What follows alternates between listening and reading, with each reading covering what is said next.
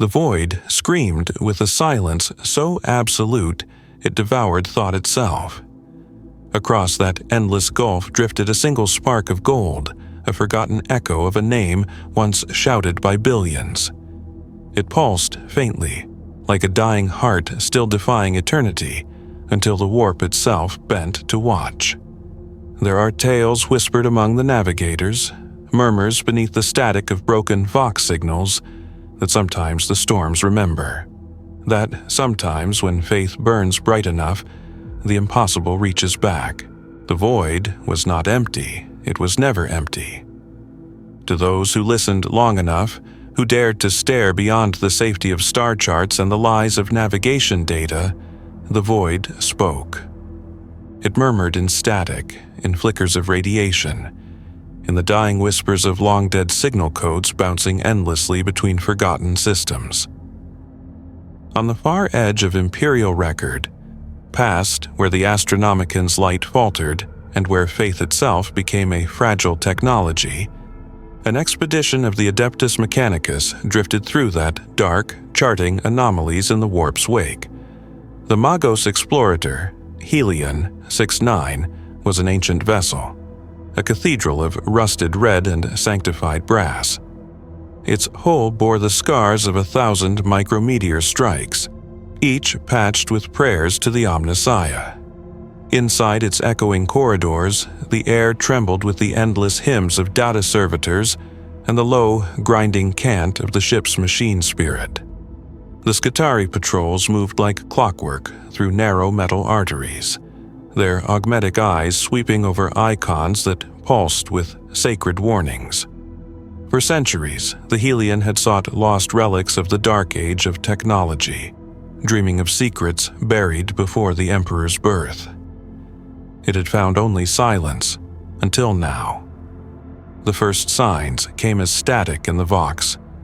At first, it was dismissed as nothing more than warp interference, common, maddening, unworthy of report. But then the static began to shape itself into rhythm. It was subtle at first, a pattern beneath the chaos, a heartbeat pulsing through the comm lines like something alive. Magos Zethra Omnial, the ship's chief tech priest, listened to the noise for 17 hours without pause, her remaining organic ear bleeding from the effort. What she discerned was not random. It was a signal. Ancient, layered, bearing the encryption protocols of the Great Crusade. No such codes should have survived. The Mechanicus had purged those archives millennia ago, sealing them beneath layers of forbidden access. Yet there it was, a distress beacon in a dialect older than Mars' current prayers. Coordinates unfolded within the binary chant, leading to an unmarked system adrift beyond any Imperial patrol. The Magos declared it a sign of the Omnissiah's will, and the fleet changed course. When they arrived, there was nothing but the ghost of a sun, its light weak, its gravity feeble, its planets reduced to drifting slag. And there, among the debris, a single ship hung motionless. Its hull bore the faded insignia of the Imperial Aquila, but older, purer, with the twin heads still unblemished by millennia of stylized revision. Across its spine, almost obscured by centuries of cosmic dust, the nameplate still gleamed faintly under Auspec's light, Invictus Aeternum. The Helion's boarding craft latched onto the derelict's flank like insects to a carcass. The first Skitarii squad to breach reported no resistance, only corridors filled with frost and silence. Their boots clanged against metal floors, layered with ice crystals that shimmered like crushed diamonds. The ship's atmosphere was gone, vented long ago, and yet the sense of presence remained, thick, almost palpable. Each chamber they entered seemed to exhale faint warmth, as if something vast and dreaming still lingered behind the walls. Deep within the central hold they found the first anomaly, a stasis field, still active, though its power source should have decayed 100 centuries ago. The device was of no recognizable Mechanicus design, but its function was clear. Suspended within its golden cage of energy was a figure. The Skitarii commander approached, his vox grill crackling prayers of purity. The form inside the field was immense, easily thrice the height of a mortal man, armored in shattered ceramite that shimmered faintly with residual power. Fragments of heraldry clung to the pauldrons, a sigil of a sunburst, a broken wing, a sword encircled by flame. The face, where the armor had split, was half human, half something beyond humanity. Even through centuries of stasis distortion, the features were unmistakable. Too noble, too terrible, too perfect. "Primarch," the commander breathed, his voice distorted through static. Zethra Omniel arrived soon after, her servo skulls orbiting in tight halos as they recorded every angle. Her augmetic eyes widened, not in fear, but in awe. Data streams flooded her cogitators, comparing gene markers, armor design, and insignia to ancient archives. There was no definitive match. Some readings aligned faintly with Roboot Gilliman's genetic code, others with Sanguinius's pre-heresy armor pattern, though both were known and accounted for. This figure was impossible. The Magos bowed, her mechanical limbs clattering on the frozen deck. "Blessed be the machine god who reveals his works in time. We are witnesses to a miracle or a weapon. Perhaps both." As the stasis field was stabilized and the chamber sanctified, the Helion transmitted its findings to Mars. Across the Mechanicus networks, encrypted messages flared like lightning. Potential Primarch specimen, recovery in progress. The return signal from the red planet came almost instantly, a priority summons from the Fabricator General himself. The derelict was to be towed under utmost secrecy. No transmission, no record, no astropathic whisper beyond the sanctified chain. The Invictus Aeternum stirred for the first time in millennia as the Helion's engines roared. The void around them thickened, warp currents shifting like the breath of something vast and unseen. Servitors malfunctioned, Vox signals failed, and in the heart of the derelict, within the cage of light, the figure's fingers twitched once, almost imperceptibly, as if answering some distant call. By the time the ship entered the Sol system, strange things had begun to happen. The navigators spoke of phantom constellations, stars that flickered into being only to vanish when measured. The Hox Astronomican's light pulsed irregularly, as though something were drawing power from it. Mars itself received them in silence, its surface flickering under a storm of red lightning. The stasis chamber was transferred to the deepest vault beneath the Noctis Labyrinthus, where even the Fabricator General's word held little sway. Zethra Omniel was summoned to the sanctum of the Archmagos Dominus. There, surrounded by incense smoke and the hum of relic engines, she recited her findings. Every line of data, every auspec's anomaly, every whisper of the stasis field's resonance. When she finished, the Archmagos simply said, "If this is what it appears to be, then humanity stands on the edge of revelation or extinction." Outside, the red storms of Mars howled louder, and deep within the vault, unseen by any mortal sensor, the Primarch dreamed. His dreams were not of flesh or light, but of corridors made of memory, of voices echoing in reverse, of a throne that burned but never consumed. The warp pressed against the walls of his mind, whispering in tongues older than stars. He remembered nothing of who he was, only the sound of a single heartbeat, his own, and the faintest trace of a voice that might have once called him brother. The stasis field began to falter on the 42nd day beneath the Martian crust. It started as a fluctuation so minor that even the servitors dismissed it as background hum. But the machine spirits of the vault stirred uneasily, and those attuned to the noosphere reported sensations they could not name. flashes of memory that were not theirs, phantom sensations of flight, of rage, of light burning through blood. Zethra Omniel was the first to feel the dissonance in her thoughts, the sudden echo of a word she did not know how to translate. It came as sound and as command, ancient and absolute. Awake. Across the Mechanicus enclave, systems dimmed and flared as though the planet itself drew a breath. The Magi gathered around the containment sphere, their robes whispering like restless data streams, and the air thickened with the scent of ozone and sanctified oil. Inside the energy field, the figure moved again, barely but undeniably. A ripple of golden light passed over the armor, and the ancient ceramite hissed as though remembering its purpose. The Magos fell to her knees. Half her voice was mechanical, but the other half trembled like a frightened child. "Omnissiah preserve us," she murmured. "It lives."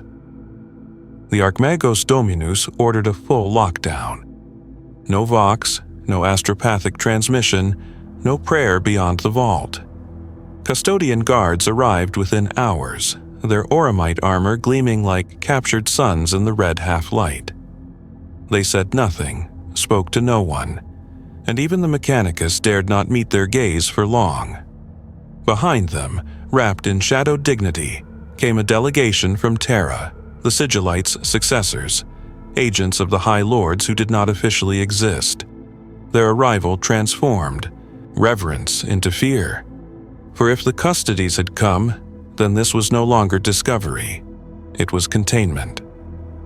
As the field weakened further, the vault's temperature dropped. Frost spread across the deck plates despite the radiant heat of plasma conduits. The servitors maintaining the stasis array began to seize and convulse, their limbs jerking as unseen forces scrambled their code. One after another they froze mid-chant, their vox grills emitting static that coalesced into fractured syllables of High Gothic. The words were nonsensical, a child's dream of liturgy, but the sound clawed at the mind like broken glass. The custodes tightened their formation, their halberds humming with restrained power. When the light failed completely, it happened in silence. One moment, the containment field blazed like a second sun. The next, darkness devoured everything. Then came the sound, a long, low exhalation that did not belong to machines or mortals. It was the first breath of a being who had not breathed in 10,000 years. The energy returned with a violent surge, and the figure fell to its knees as the stasis collapsed around it in a storm of light. The vault shook. Consoles exploded. Magos and servitors alike were hurled backward. When the glare faded, the being stood. The armor was shattered but still magnificent, its surface veined with molten cracks that pulsed in rhythm with the being's heartbeat. The air around him distorted, as if reality struggled to contain his presence. He spoke a single word, though no mortal tongue could shape it properly. The custodes felt it more than heard it, a vibration that resonated through their souls. Every sensor recorded a pulse of raw psychic pressure, equivalent to a dying star's scream. The Magos fell unconscious, her mind overloaded with sensory paradox. Only the custodes remained upright, their discipline absolute. The captain among them, unflinching, golden, ageless, stepped forward. His voice was calm, each syllable a measured hymn. "My lord," he said, "you are among the Emperor's servants. You are safe." The being's gaze lifted. His eyes were molten amber, swirling with the light of storms seen through tears. His voice, when it came, was not human, not entirely. "The Emperor," he repeated, as if tasting the word. His expression flickered, recognition, grief, confusion. Then something else. "I dreamed of him, but in my dream he burned." The custodes exchanged no glance, no word, yet an unspoken decision passed through them. They lowered their weapons a fraction, but only a fraction. The captain extended his hand. "You will come with us to Terra." The being tilted his head slightly, and in that small motion was the weight of ages. His voice softened. "Terra," he whispered. "Yes, I remember its light. I remember the throne." His fingers tightened unconsciously, and the metal of his gauntlet screamed under the pressure. Then he looked up again, and for a heartbeat the vault was illuminated by something that might have been divinity or madness. Zethra Omniel awoke to find the chamber empty, save for the wreckage of machines. The stasis cradle lay in ruins, and the air shimmered faintly with residual energy. The custodes and their charge were gone. Only a single symbol remained, burned into the deck where the being had stood. A sunburst, divided by a blade. She recognized it only from the oldest Mechanicus catechisms, a mark associated with one of the lost names whispered but never recorded. She trembled, both in faith and in fear, as she traced it with a trembling servo claw. That night, across the red dunes of Mars, the forge lights dimmed. In the binary hymns of the data choirs, a new phrase appeared. Unbidden, recursive, self-generating. It translated roughly to a question. If the sons return, will the Father awaken? On the voyage to Terra, the custodes' transport rode in total silence. Even the void seemed to recoil around it, warp currents splitting and twisting as if unwilling to touch the craft. The being sat motionless, chained not by force but by ritual, sigils of gold and psychic wards that glowed faintly across the hull. The custodes stood guard without sleep, each a statue of purpose. None dared address him again. He gazed out through the viewing port, where the stars swirled and folded like molten glass, and for the first time he felt the faint pull of something calling him home. When Terra came into view, the Primarch felt it before he saw it, a pulse deep within his marrow, like the echo of a forgotten oath. Even through the void and the hull, he sensed its gravity. Not the planetary kind, but the spiritual one. The pull of 10,000 years of worship and war converging on a single throne. The Emperor's light burned from the Astronomicon like a lance through the soul, fierce and eternal, and yet flawed. It trembled, it flickered, like a torch fighting wind. The being's brow furrowed, and for a moment the void outside seemed to ripple in answer. The custodes watched from the periphery, silent as ever. To them, Terra was not home. It was duty crystallized into eternity. Yet something about this moment unsettled even their perfect calm. The Primarch was no prisoner, he required no chains, but the air around him carried the static charge of unleashed power, as if every breath might tear the veil between matter and the warp. When the captain finally spoke, it was in ritual cadence.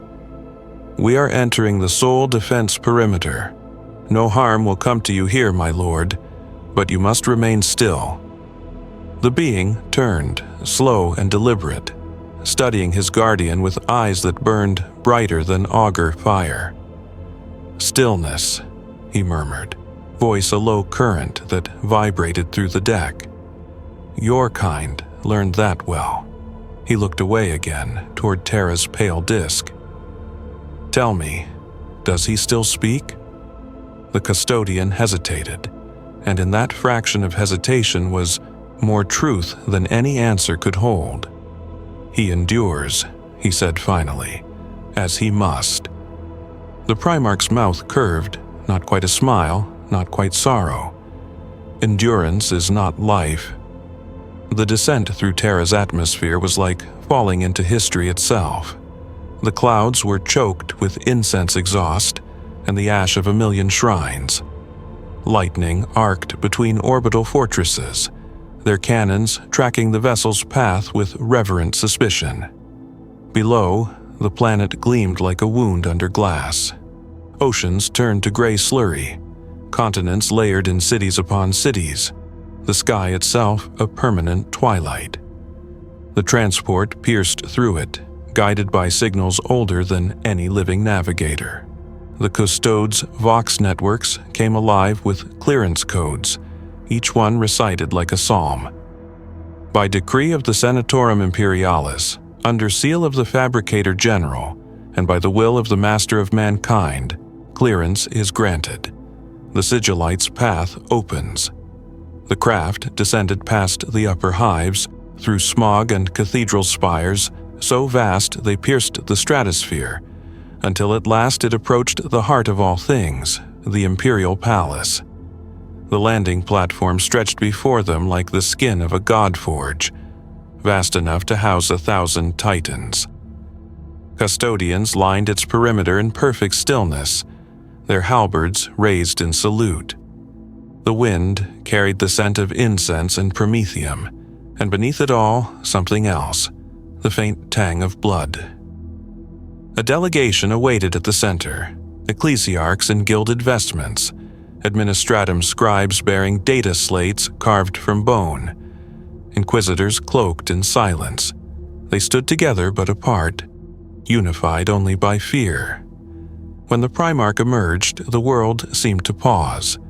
The air bent slightly around him, heat shimmering off the aura of his presence. Every servo and sensor flared with interference, recording impossible readings. He wore no helm now. His face was revealed, ancient, terrible, beautiful. The scars of the warp traced faint patterns across his skin like constellations carved in flesh. Some among the gathered fell to their knees without realizing it, murmuring prayers that blurred into sobs. The Inquisitor stepped forward first. Her voice was iron. "State your name, by right and by blood." The Primarch looked down at her, eyes soft as a dying sun. "I had many," he said, "all lost, yet I remember the forge, I remember the war. I remember my brother's laughter before it turned to screaming." He tilted his head almost gently. "Does that suffice?" The Inquisitor opened her mouth to answer, but no sound came. The custodian captain intervened, his tone unyielding. "He is under our protection by decree of the throne. You will not question him further until the regent commands it." From the shadows, a figure stepped forward. A man draped in robes of sable and crimson, the sigil of the High Lords glimmering faintly upon his breast. His voice carried the weight of centuries. "Then by that command, he will be taken below. The Emperor must know, if he can still know, what has come back to him." They descended into the palace through corridors that seemed alive, walls pulsing faintly with the power of the Golden Throne's endless systems. The Primarch walked in silence, his footsteps echoing like the tolling of a bell through 10,000 layers of sanctified metal. He saw the frescoes of his brothers, their triumphs immortalized, their heresies erased, and paused before each. Guilliman restored and radiant, Russ absent yet mythic, Dorn unyielding. His gaze lingered on Sanguinius's mural, wings spread in eternal sacrifice. A faint tremor crossed his face, not quite pain, not quite memory. At last, they reached the gate of eternity. Beyond it lay the Sanctum Imperialis, where no voice rose above a whisper. The Custodes halted, their halberds forming a barrier of light. Only the captain advanced, turning to him with solemn finality. "From here, none may accompany you but faith itself." The Primarch inclined his head, expression unreadable. "Then faith will have to be enough." He stepped forward, and the gate opened as if recognizing something older than its own mechanisms. The air within was thick with incense, and the sound of machinery so vast it became a kind of silence. The Golden Throne loomed above all, a monument of agony and brilliance, its occupant unseen yet omnipresent. Light poured from it in ceaseless torrents, not warm, but searing, as if creation itself strained to contain the power within. The Primarch fell to one knee. The light rippled. For an instant, the Emperor's shadow moved. He raised his head, eyes glistening with the reflection of that impossible radiance. "Father," he whispered, voice trembling between devotion and defiance. "I came back." Something stirred, a flicker, a sound that could have been a breath or the dying hum of ancient machines. The custodes outside felt it, though they did not understand what they felt. The Astronomicon flared for one brief, blinding moment, visible even to the pilgrims of distant shrine worlds. And then, just as suddenly, it dimmed. Within the chamber, the Primarch bowed his head, as if listening to words no one else could hear. His lips moved soundlessly. A tear, singular, crystalline, fell onto the marble floor, where it hissed away like acid.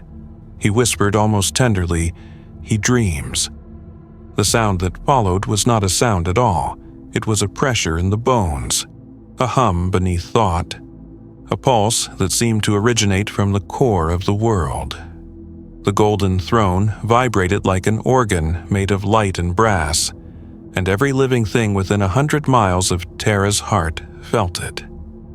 Servitors collapsed in unison, their neural chains overwhelmed. 1,000 priests fell to their knees, clutching their skulls as visions of fire and rebirth seared through their minds. In the void above, astropathic screams lanced across the stars. Something in the Astronomicon shifted, a subtle deviation that made navigators convulse at their stations, crying that the light had changed its rhythm. Within the sanctum, the Primarch did not move. His gaze remained fixed on the figure upon the throne, his expression hollowed by awe and terror. The Emperor did not speak, yet the chamber thrummed with a resonance that twisted thought into revelation. For a moment, the Primarch's mind was not his own. It was opened, flooded with echoes from a time before time. He saw the legions marching beneath banners of gold. He saw brothers laughing before the storms came. He saw betrayal that split the stars in half. And beneath it all, the same face, radiant, merciless, weeping. When the vision released him, he gasped, falling forward onto his hands. Blood dripped from his eyes, bright and metallic. His voice, when it came, was hoarse but defiant. "You would not let us die," he whispered, his words trembling in the sacred air. "Even in the warp, I felt your hand pulling at the strings of my being. You caged me in dream and light. Is that mercy? Is that love?" The throne gave no answer, only a shuddering hum that deepened into the bones of the mountain. Behind him, the custodes stirred but did not enter. They knew that to interrupt whatever passed between the Emperor and his son was to court annihilation. The Primarch rose slowly. His movements were weary, uncertain, as though he carried the weight of millennia in his sinews. The golden light flickered, and for the briefest instant the veil between flesh and divinity thinned. He saw the Emperor not as a corpse upon a throne, but as he truly was, a conflagration of will, a storm of mind and purpose so vast that language became mockery. He saw the Emperor's consciousness stretch across the galaxy, touching every world lit by his name. He saw the Astronomicon not as a beacon, but as a wound through which his soul bled unending light. And in that moment, understanding came like a blade. He staggered back. "You are still fighting," he breathed, "still burning to hold it all together. Father, you never stopped." The realization broke something within him. He sank to his knees once more, head bowed, and for the first time since his awakening, he prayed. Not as a god, but as a child. The words were not in any known tongue, fragments of an ancient dialect only the Primarchs had known, sung softly into the charged air. The light pulsed once more, slower now, almost tender. Outside the sanctum, alarms blared through the palace. The Emperor's throne outputs had surged beyond measure, the Astronomicon flaring with impossible intensity. In the void, the fleets of the Imperium saw the signal brighten to tenfold its normal strength. For a brief window of time, every navigator in the galaxy reported clarity. The warp itself seemed to part, calm and lucid, as if watching. And then it was gone. When the custodes finally entered, they found the Primarch collapsed before the throne, motionless but alive. His body steamed faintly with residual light, and his heartbeat, recorded by no less than a dozen auspexes, pulsed in exact sync with the throne's power core. He was carried to a stasis chamber under direct order from the Regent of Terra, his mind shielded, his name unspoken beyond the inner sanctum. But the change had already begun. Across the Imperium, reports multiplied of psychic phenomena. Visions of burning suns, dreams of reunion, hymns that wrote themselves in wet blood upon monastery walls. On Mars, the forges blazed for 9 days straight without fuel, chanting machine spirits humming an unknown refrain. The ecclesiarchy declared it a sign of divine favor. The Inquisition called it a prelude to disaster. Zethra Omnial, now confined under inquisitorial sanction, received a final transmission before her neural implants were purged. It was a simple binary code, unsigned, impossible to trace. When decrypted, it translated to a single sentence. He touched the light, and the light remembers. Meanwhile, deep beneath Terra, the Primarch's dreams grew darker. He wandered endless corridors of gold, hearing voices that might have been his brothers, or their ghosts. Sometimes he heard his father's voice too, distant and resonant, whispering words that were neither command nor comfort. At times he awoke weeping, though he could not recall why. The custodes watched in silence, uncertain whether they guarded a savior or a harbinger. The captain recorded his reflections in a private vox log, sealed within the archives of the Hyken Gate. "He is not as his brothers were," the entry read. "He walks between light and storm. The throne did not reject him, it recognized him. Whether that means the Emperor is awakening, or that the warp has learned to mimic love, I cannot say." Beyond Terra's walls, the galaxy shuddered. 1,000 prophets proclaimed rebirth, while others whispered of the end. The Astronomicon's pulse stabilized, but its tone had changed, not stronger, not weaker, different, as if a second voice now breathed within its rhythm, and in the vault where the Primarch slept, his hand twitched once, fingers curling as if grasping something unseen. He whispered into the void of his dreams, words that only the throne could hear. "You are not alone anymore." In the days that followed, the Imperium held its breath. The change in the Astronomicon's pulse became a rhythm all its own. A heartbeat that resonated through the void, subtle yet inescapable. Navigators began reporting visions not of the Emperor, but of a golden figure walking through a sea of ash, carrying the light in his bare hands. Astropaths across the segmentum solar dreamt of a child's voice whispering in binary and prayer, its tone filled with equal measures of sorrow and resolve. On Terra, the High Lords convened in desperation, their voices quivering beneath the weight of blasphemy. Something sacred had shifted, and no decree could undo it. Within the sanctum below the palace, the Primarch awoke once more. The chamber was silent, save for the rhythmic pulse of the throne far above, like a god breathing through metal lungs. He sat upon the cold marble, eyes distant. His dreams lingered at the edges of consciousness, half memory, half prophecy. He had seen his brothers again, Guilliman kneeling in sorrow, the lion pacing in shadows, Russ howling somewhere beyond time. Each had turned away from him, their faces blurred by radiance and decay, and behind them all the Emperor's silhouette, vast, unyielding, burning with purpose and grief. He rose. The custodes were waiting as always, immovable, their armor reflecting the chamber's dim light. "I have slept too long," he said softly, his voice filling the chamber like the echo of a storm. The custodian captain inclined his head slightly, neither acknowledging nor denying. Their orders were not to question, only to observe. Yet even through the mask of discipline, the captain felt it, that impossible pull of reverence and unease that no human heart could ignore.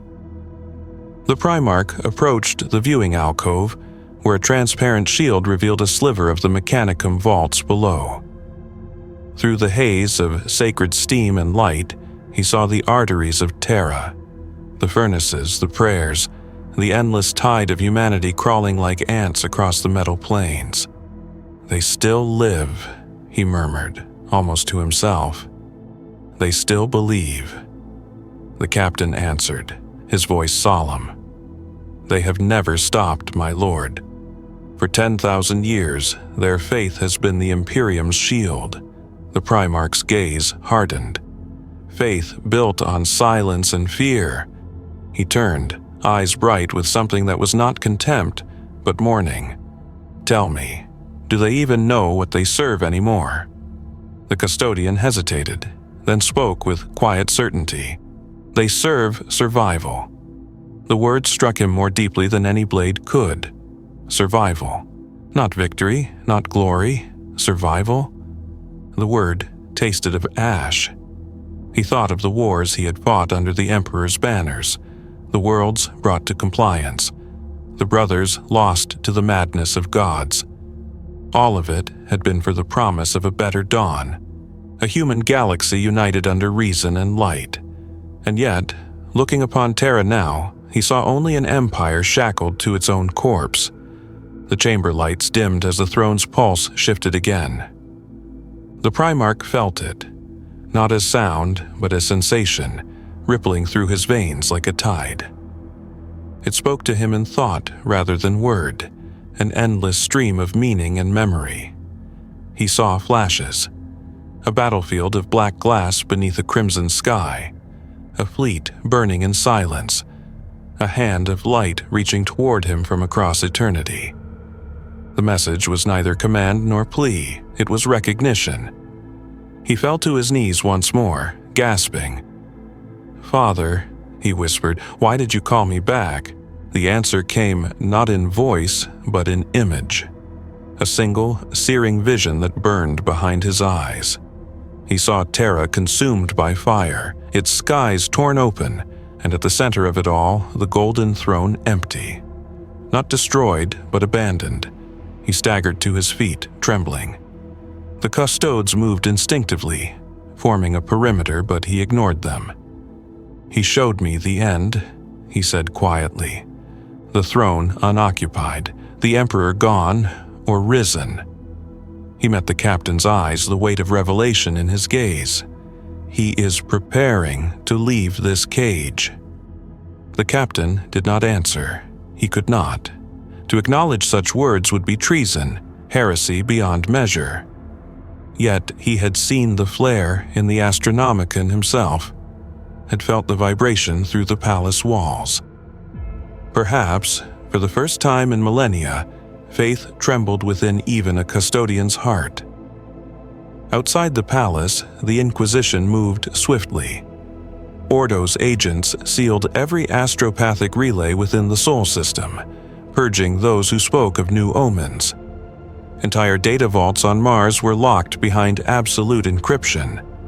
Yet rumors spread faster than sensors could silence them. Pilgrims claimed to have seen a golden figure walking across the sky above the palace. Some swore the Emperor's statue had wept molten tears. Others whispered of a storm coming from within the warp itself, a silence gathering at the edges of reality. Among the ecclesiarchy, the schism deepened. Some hailed the event as the first sign of the Emperor's resurrection.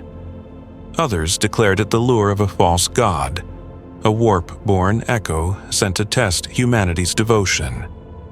Civil uprisings flared across the segmentum solar, entire shrine worlds burning in frenzied contradiction of faith. For the first time in 10,000 years, the Imperium's unity wavered not from invasion, but from belief itself. And in the chamber where no sun ever rose, the Primarch whispered his father's name again. "You would not summon me for prophecy alone," he said. "There is still purpose in this.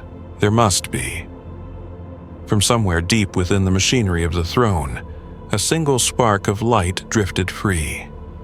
It floated down through the air, gentle as dust, until it touched his outstretched hand. The moment it met his skin, it sank into him, leaving a faint trail of golden fire across his veins. The throne's hum softened. He understood then, not through words, but through resonance. The Emperor was not awakening in body.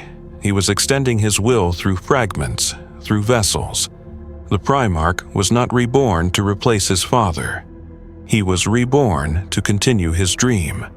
He raised his head slowly, the realization burning behind his eyes like dawn breaking over a dead world. "So that's it," he whispered. "Not resurrection, continuance."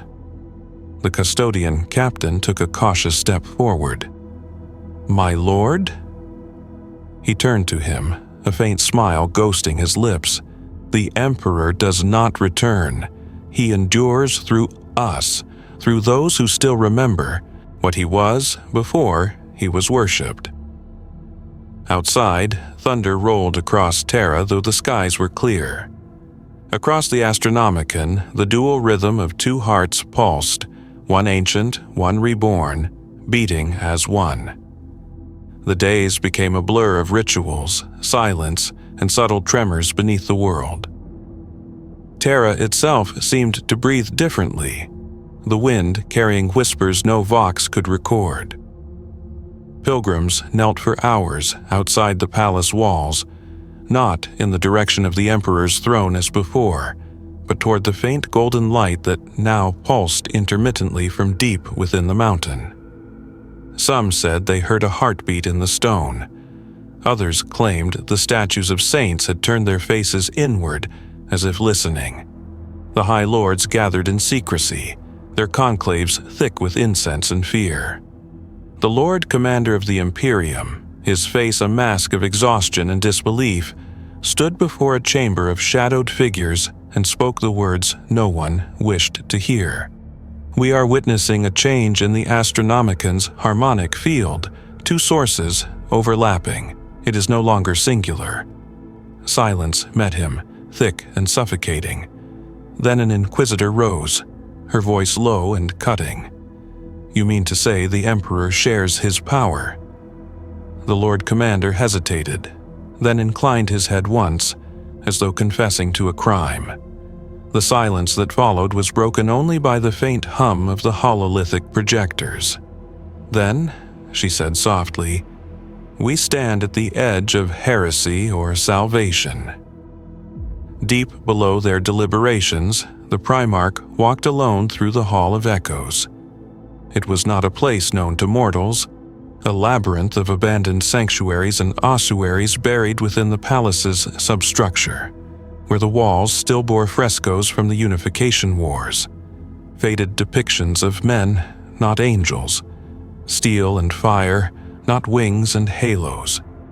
He touched the wall as he passed, feeling dust crumble under his fingertips. "We were men once," he murmured, voice distant. And that was enough. The custodian captain followed at a respectful distance. He had been ordered to guard, not guide, yet he could not deny the pull of the Primarch's path. They came to a sealed chamber at the corridor's end, one the custodes themselves had long forgotten. Its doors bore no imperial insignia, only the sigil of the Great Crusade, the twin-headed Aquila unadorned, wings spread in simple promise. The Primarch placed his palm against the seal, and the ancient lock yielded with a sigh. The door slid open, releasing air that had not been disturbed for 10,000 years. Inside, the chamber was small, circular, its walls lined with rusted cogitators and shattered relics. At its center stood a single plinth of marble, upon which rested a blade, tarnished, chipped, but still resonating faintly with power. He approached it slowly, reverently. "I know this sword," he whispered. "I forged its twin once, long before the heresy." His reflection shimmered across its dull surface. It was meant to unite worlds, not divide them. The captain's voice was quiet, careful. Then perhaps it still may. He looked up, and for a heartbeat the air between them hummed with unspoken thought. "No," he said softly. "It is too late for unity, but perhaps not too late for understanding." He lifted the blade, and as it left the plinth, faint motes of light scattered into the air like sparks from dying stars. The chamber's cogitators flickered to life one by one, displaying ancient hololithic recordings, images of the Primarchs as they had been, warriors, dreamers, tyrants, saviors. He watched them silently, each face a wound reopening. When the projection reached the Emperor standing among his sons, the Primarch turned away.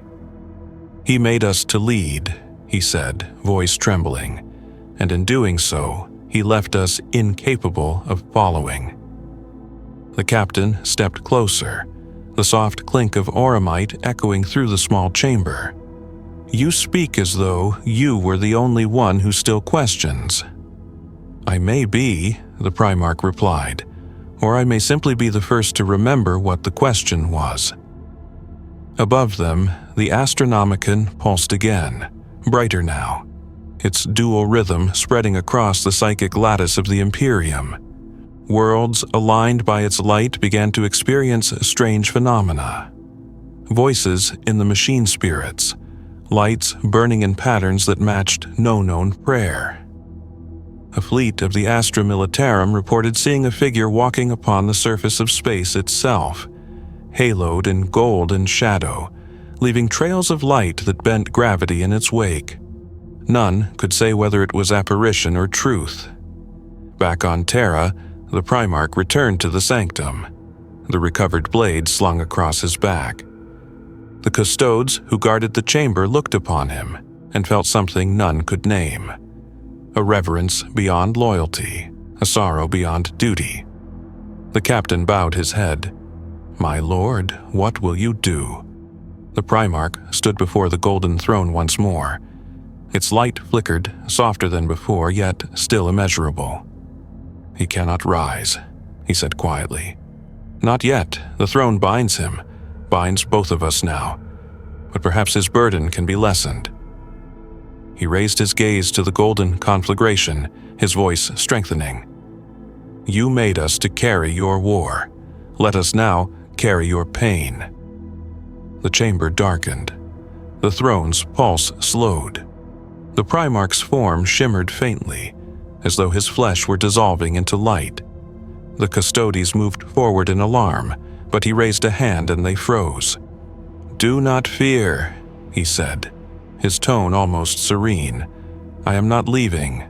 I am joining." He reached toward the throne, his fingers brushing the air where the Emperor's aura began. The light surged outward, engulfing him. In that instant, he felt everything. Every prayer whispered in the dark, every death scream lost to the void, every plea, every act of faith and despair that had ever reached the throne. He felt humanity's infinite weight and infinite fragility, and he wept as he became part of it. The Astronomicon flared one final time, brighter than any star. Across the galaxy, ships halted, their crews falling to their knees in sudden, wordless awe. The warp itself rippled like a vast ocean stirred by a new moon. For a breathless instant, all was still. Then the light subsided. When it was over, the custodes entered the sanctum, The throne burned steady once more, golden and immense. The Primarch was gone. Only his blade remained, resting at the foot of the dais, still warm to the touch. The captain fell to one knee. The throne's hum had changed, deeper, steadier, almost harmonious. It was as if two hearts now beat within its core. He whispered, not in prayer but in understanding. He did not awaken him, he became part of the dream. And across the Imperium, from hive to shrine, from forge to fortress, the faithful woke with new words on their lips. Words none had been taught, yet all somehow knew. The Father endures. The Son returns. The light remembers itself. The galaxy trembled, and the silence that followed was not absence but anticipation. If you have ever felt the chill of that silence, if you have wondered what stirs when a god engine dreams or what becomes of a Primarch lost to the tides of madness, then draw closer. The Imperium's history is a wound that never heals, and tonight we reopen it, one heartbeat at a time. Stay with me through this descent, and if the story leaves an ember of awe in you, lend it your strength. Like and share this chronicle across your data networks, subscribe to the channel, and help our signal cut through the void. The Emperor protects, but the algorithm rarely does. The first sensation was sound, the low, rhythmic thrum of life support engines humming like the pulse of a sleeping god.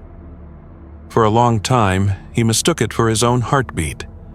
The air was heavy, metallic, perfumed with oil and sanctified smoke, and beneath it ran a deeper note, an undertone of pain woven through power. He recognized it, though he could not name it yet.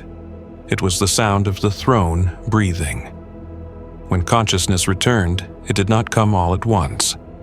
It rose in fragments, like shards of light breaking through deep water. Images flared and vanished before he could grasp them.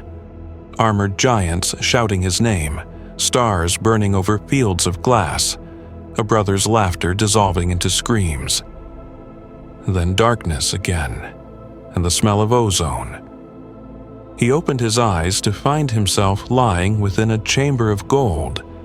The ceiling above was a vault of mechanical constellations, each gear and circuit whirring in perfect harmony.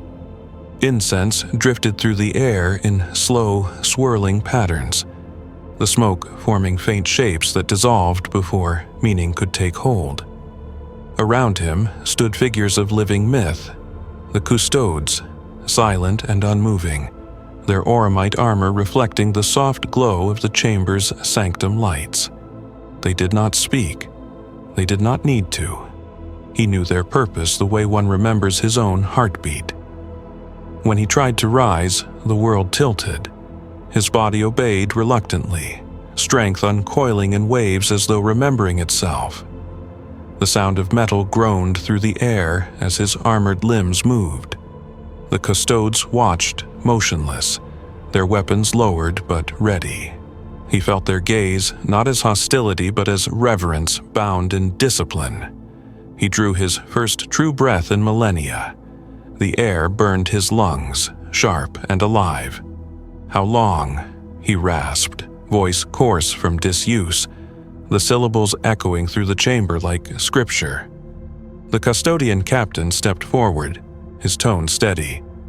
"Long enough that the stars themselves have forgotten your name." He closed his eyes, letting the words settle into the hollow where time had once lived. Forgotten. That word struck him harder than any blade could. The memory of his name lay just beyond reach, slipping away like smoke between his fingers. He looked down at his hands, scarred, trembling, more machine than flesh. The golden light of the throne played across his palms, and for a moment he thought he saw another set of hands overlaying his own, his father's, vast and brilliant, shaping worlds from chaos. "What am I now?" he whispered. "Alive," the captain answered simply. But it was not life as mortals knew it. Every breath carried the weight of the galaxy's sorrow. Every heartbeat throbbed in rhythm with the Astronomicon, as though his blood and its light had become one and the same. He could hear voices in the distance, millions of them praying, pleading, worshiping. And he realized with cold clarity that they were praying to him as much as to his father. He rose to his full height, the motion fluid yet heavy, as though the world strained to contain his presence. The custodes stepped back instinctively, forming a respectful perimeter.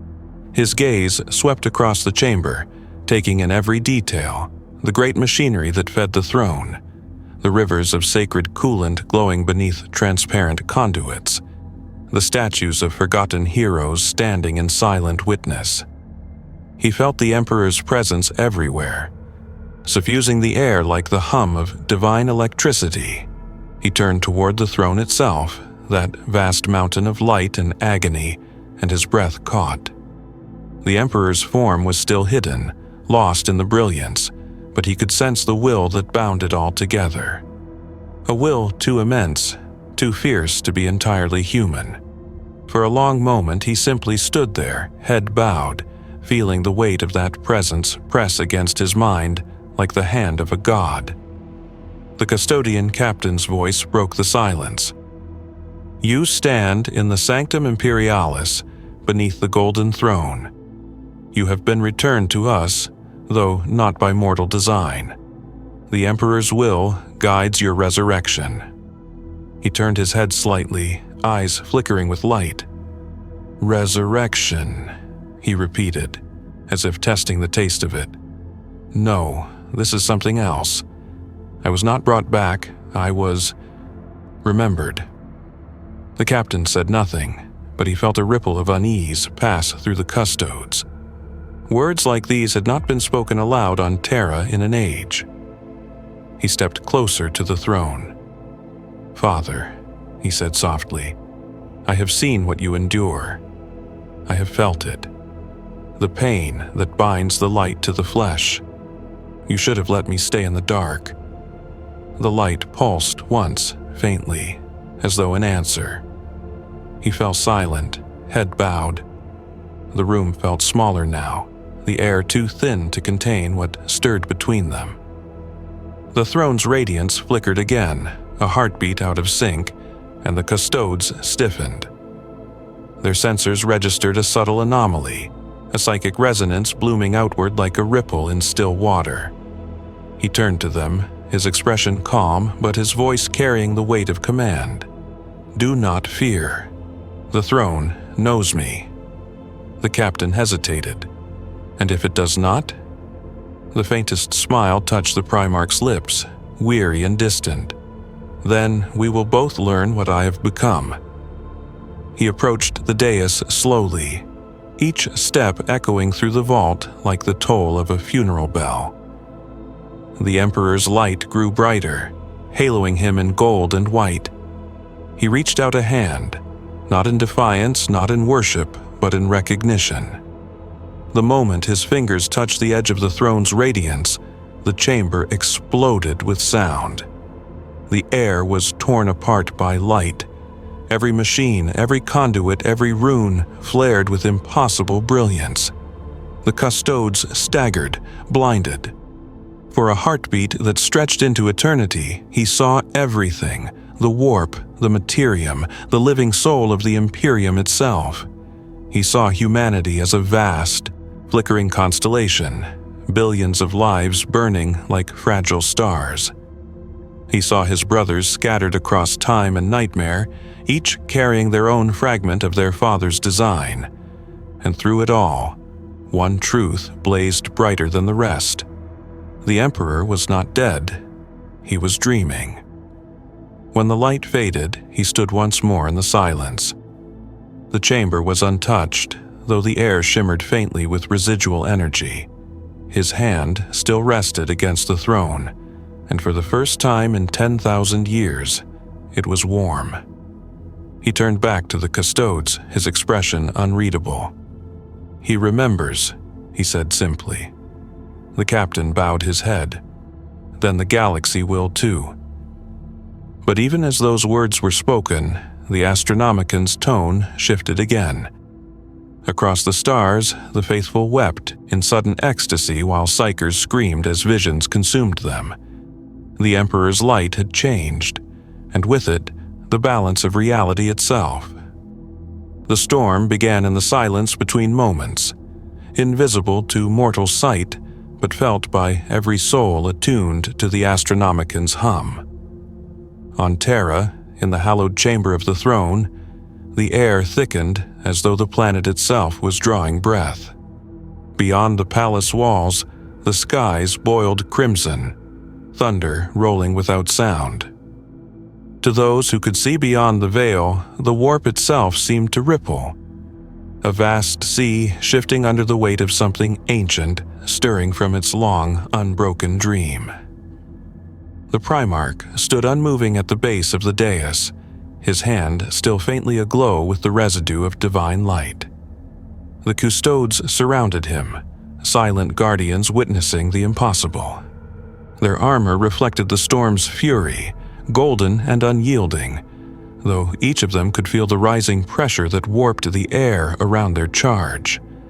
They had no words for it, no prayer strong enough to describe what they felt. It was awe twisted with terror. It was the sensation of standing in the presence of both creation and collapse. The captain of the custodes took a measured step forward. "My lord," he said, voice trembling only slightly. "The Astronomican burns brighter than it has in recorded history. The choir reports they hear your voice among its frequencies." The Primarch's gaze remained on the throne, his tone distant. "It is not my voice they hear, it is his, echoing through me." He turned then, eyes burning with the quiet agony of realization. The Emperor speaks, but his words are bound in the language of pain. He has carried the galaxy upon his back for 10,000 years, and now I feel what he feels.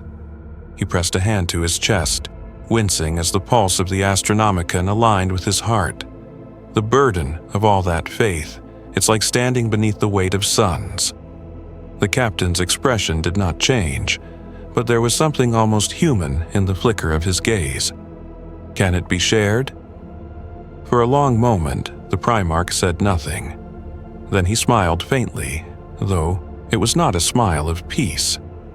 "No burden shared is ever halved. It is only multiplied." Above them, the throne's machinery shifted.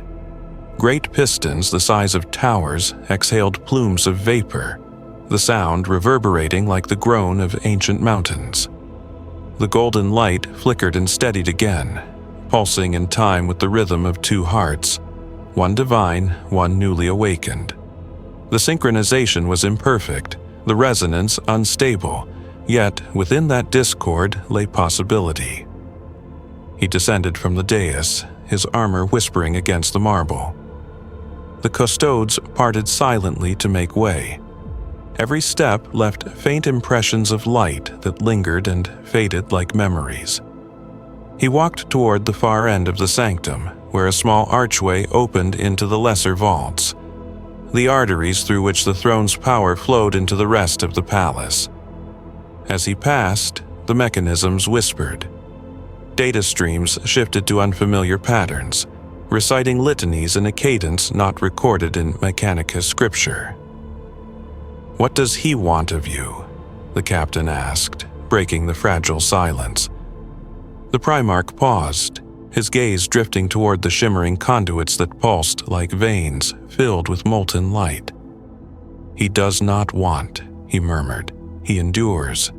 But endurance without motion becomes death, and death without purpose becomes madness. He is slipping, into dream, into memory, and the galaxy follows." He turned, the air trembling faintly with his voice. "I was not brought back to save him. I was brought back to remember what he once was." The captain tilted his head slightly. "A man," the Primarch nodded.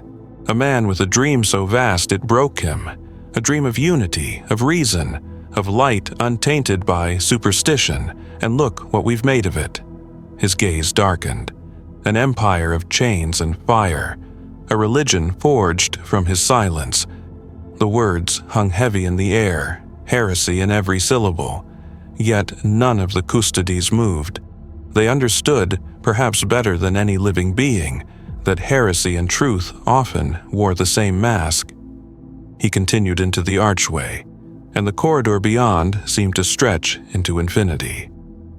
The walls glowed faintly with the light of living circuitry, forming sigils that rearranged themselves as he passed. Here, the air was colder, the hum deeper. This was the machinery that sustained the Emperor's body, the arteries through which his divinity flowed. The Primarch's footsteps echoed softly, a mortal sound in an immortal place. He stopped before a great conduit, its surface vibrating with barely contained power. He placed his palm against it, closing his eyes. For an instant, the world dissolved into light. He saw through the throne, through its burning lattice of soul and steel, and glimpsed what lay beyond.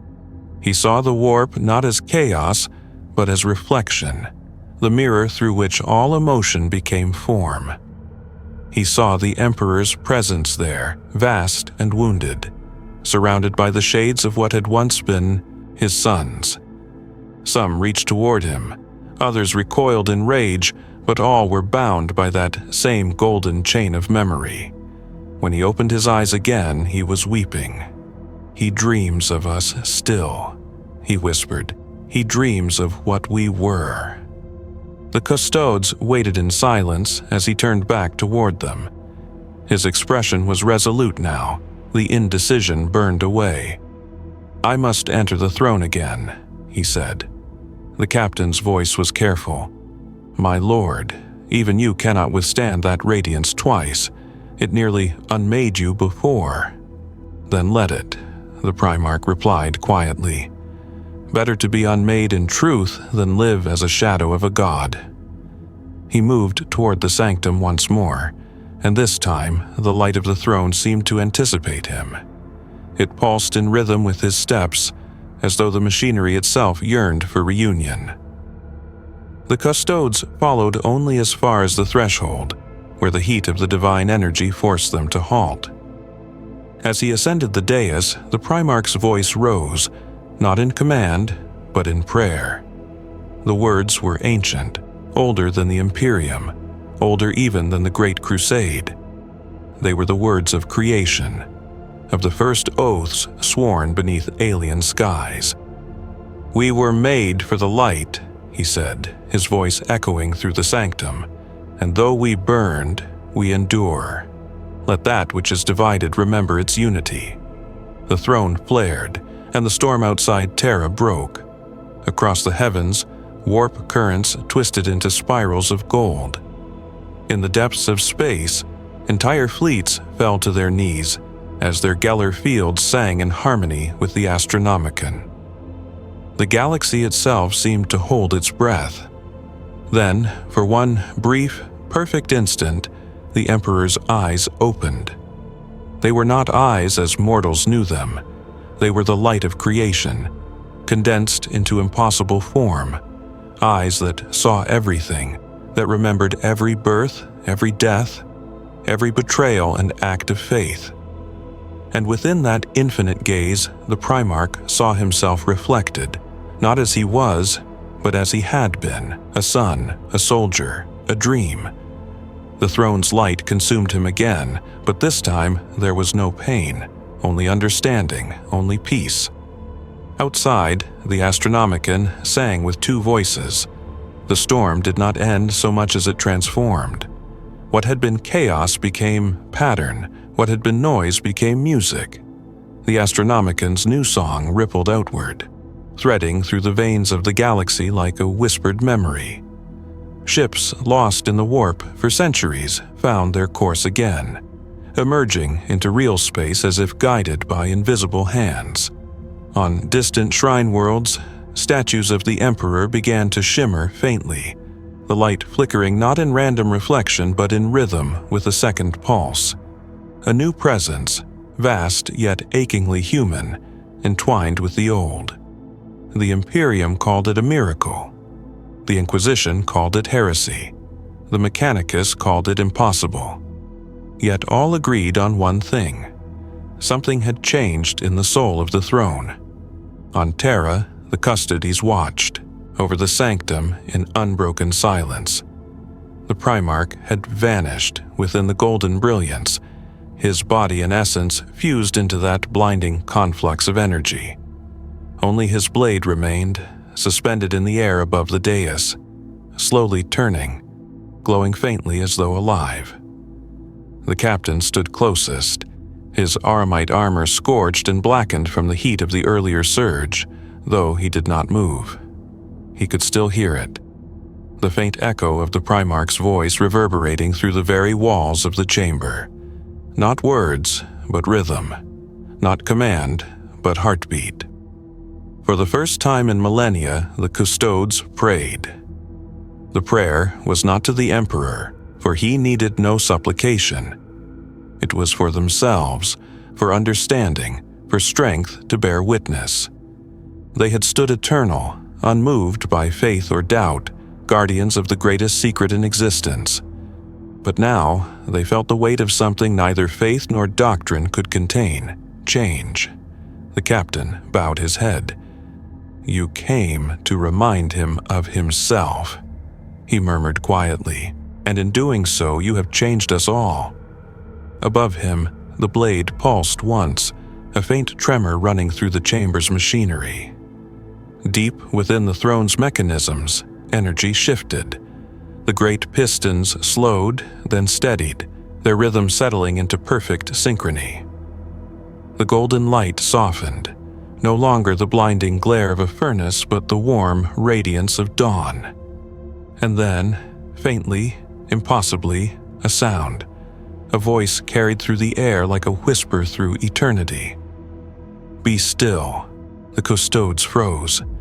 Every servo, every mechanism, every machine spirit across the sanctum ceased its motion for that single breath of time. The voice was not thunderous nor commanding. It was quiet, measured, filled with the weight of patience and infinite fatigue. "I am not gone." The words reverberated through the chamber, echoing in frequencies that defied comprehension. The captain fell to one knee, his breath caught in his chest. Tears, real human tears, cut paths through the soot on his face. He dared not lift his head. "I endure," the voice continued, softer now, like the fading warmth of a dying sun, "through the sons who remember, through those who still carry the fire." The golden light dimmed, leaving only the steady pulse of the throne's core. When the silence returned, it was no longer hollow. It was full, alive. The captain rose slowly, unsure whether he had truly heard it or if the sound had been carved directly into his mind. Around him, the custodes exchanged silent glances. None spoke. None needed to. They had heard it too. In the hours that followed, the palace stirred. Mechanicus adepts reported unprecedented stability in the throne's functions. Its failing circuits rejuvenated, its energy output harmonized. The Astronomicon shone with flawless clarity, guiding ships as though the galaxy itself had been realigned. The Ecclesiarchy declared the dawn of dual light, and millions gathered in the streets to weep, to worship, to beg forgiveness for their doubts. But for those within the palace, awe was tempered by unease. The Emperor's will had never manifested so directly before, and if he was speaking again, if his silence had ended, what else might follow? In the days that came, the Primarch's name spread in whispers, though none dared utter it aloud. No records named him, no statue bore his image. Yet, throughout the Imperium, stories emerged of visions. Soldiers on distant worlds dreaming of a figure cloaked in light, his eyes like dawn after endless night. To the faithful, he was a saint reborn. To the Inquisition, a threat to doctrine itself. On Mars, Zethra Omniel's disciples uncovered corrupted data fragments in the Helion 6-9's archives, records of the expedition that had found the derelict Invictus Aeternum. The files pulsed with residual energy that defied all analysis. The final entry in Zethra's own voice was found burned into the machine's memory banks.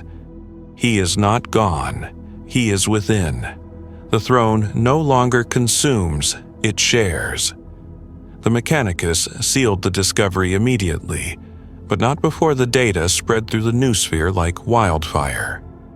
Across the forges, tech priests began to hum a new canticle, one that contained no words, only resonance, a frequency that mirrored the pulse of the Astronomicon. They called it the Litany of Return. Meanwhile, far beyond the Sol system, strange phenomena multiplied.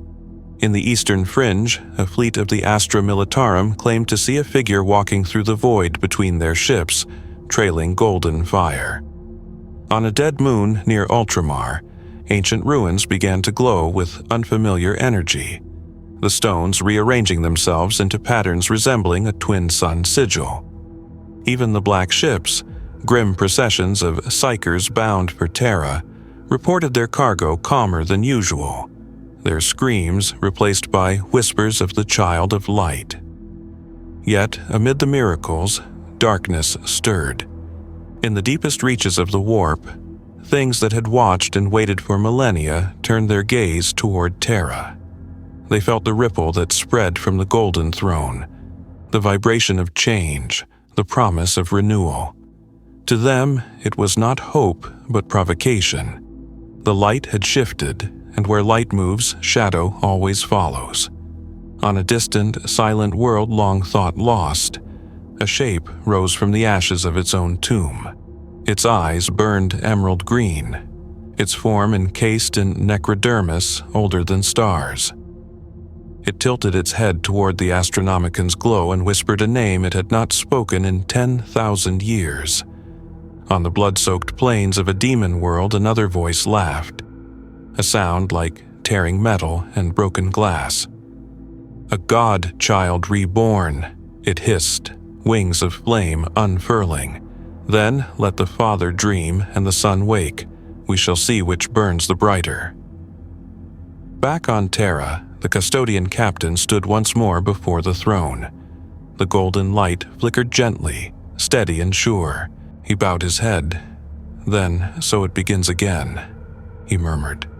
"Not the ending of the Imperium, but its remembrance." And from within the heart of the throne, two voices answered in unison, one weary and eternal, the other new and fierce. "The light endures." The echo of that phrase, "the light endures," spread through the Imperium faster than any astropathic signal could carry it. It passed not through words but through hearts. Priests found themselves whispering it mid-sermon without knowing why. Pilots murmured it under their breath as they guided ships through the void. Children on hive worlds spoke it in their sleep. And through every echo, the pulse of the Astronomicon throbbed in harmony. No longer the singular rhythm of the Emperor alone, but a chord. Two notes intertwined, distinct yet indivisible. To the teeming billions of humanity, it was a miracle. But within the cold logic of the Mechanicus, miracles were only names given to patterns not yet understood. On Mars, the forges burned with renewed fervor as the adepts sought to quantify the change. In the data chants of their rituals, some heard a new voice, a tone woven beneath the familiar hum of the machine god's litany. The Magi argued whether it was interference, corruption, or revelation. A few whispered the unthinkable, that the Omnissiah himself now sang in two tones. Zethra. Omniel's name resurfaced amid these arguments. Though the Magos herself had vanished into inquisitorial custody, her remaining acolytes distributed her final thesis, a warning encoded in binary fractals. He has entered the current, not the circuit. The machine, God is dreaming of flesh. The text spread in forbidden channels before being purged, but by then it was too late. The phrase became a creed among the lower forges, a secret prayer spoken beneath the roar of plasma furnaces. Meanwhile, on Terra, the air above the palace shimmered with an aurora unseen since the heresy. Bands of gold and blue light wove through the smog, silent and deliberate, forming fleeting patterns that scholars described as angelic sigils.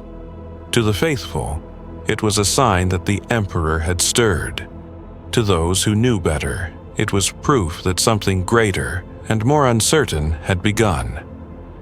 Within the Sanctum Imperialis, the custodes maintained their vigil. The Primarch's blade still hovered above the dais, its slow rotation perfectly in sync with the throne's pulse.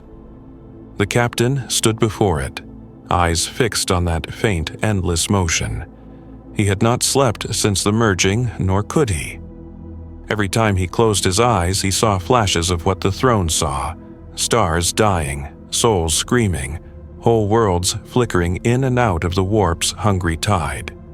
And through it all, a light that refused to fade. He was joined one morning by a figure in plain robes, hooded and thin, whose approach even the custodes did not impede.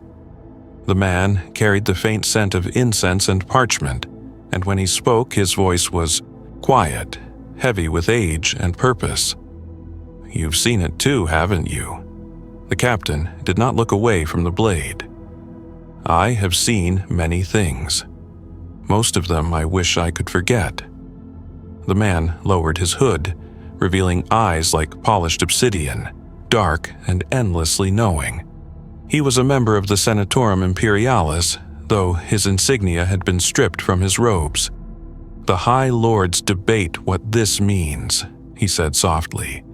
"They fear the throne's silence less than its voice." The captain's reply was a whisper.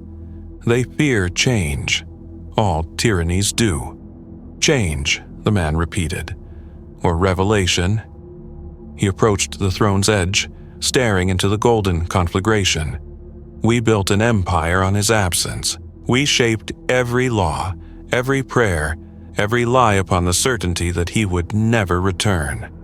And now," his breath caught, "now the stars themselves bear witness that he is no longer alone." The captain turned then, meeting the man's gaze. "Would you prefer he remained in his tomb?" "I would prefer the galaxy to survive whatever follows." For a long moment, neither spoke. The only sound was the hum of the throne, steady and deep, like a heartbeat beneath eternity. Finally, the man stepped back, his expression unreadable. "The Inquisition will move soon.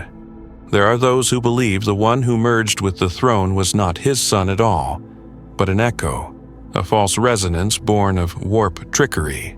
The captain's voice hardened. "Then they know nothing of what they guard. Perhaps, or perhaps they know too much." The man bowed slightly, as if to the throne itself. "If he truly shares his burden now, then the Imperium may no longer need its masters." When the man was gone, the captain stood in silence for a long while. He looked upon the hovering blade, and in its reflection he saw the faintest suggestion of a face, golden, weary, but smiling. "Your work continues," he murmured. "But what have you become?" Beyond Terra, the Imperium strained under the weight of its own awakening. The Astra Militarum reported spontaneous acts of devotion among entire regiments, soldiers who fought without fatigue, claiming to feel the Emperor's hand guiding their blades. The Sisters of Battle wept as their hymns ignited into pure flame. On the world of Voron, a single priest walked into the warp unprotected, and when he returned, he bore the sigil of the twin suns burned into his chest. He died seconds later, smiling. Not all were inspired, some were terrified. Astropaths began to vanish mid-communion, their minds absorbed into visions of blinding light. the Ordos Hereticus declared entire systems under quarantine for fear of spiritual contamination. And yet, no matter how the Inquisition silenced, purged, or burned, the light spread. It moved not through politics or power, but through memory, through the faint instinct buried in every human soul that remembered what it once meant to believe. One night, in the depths of the palace, the captain dreamed. He stood in an endless desert of gold dust, where twin suns hung low in a black sky. A figure approached, tall, radiant, carrying a blade that glowed like a sunrise contained in steel. The figure smiled. "You stood when others knelt," the voice said, low and warm. "You guarded what you could not understand. You have done enough." The captain tried to kneel, but the figure stopped him with a hand on his shoulder. "No more kneeling, not for me, not for him. Stand as man and brother." When he woke, the chamber was still and quiet. The throne pulsed softly, the blade still turning. But for the first time, he felt something new, not duty, not fear, hope. Across the galaxy, where the Astronomican's light reached even the darkest corners, billions of souls awoke from the same dream. The words echoed in their minds like a promise older than war, older than gods. Stand.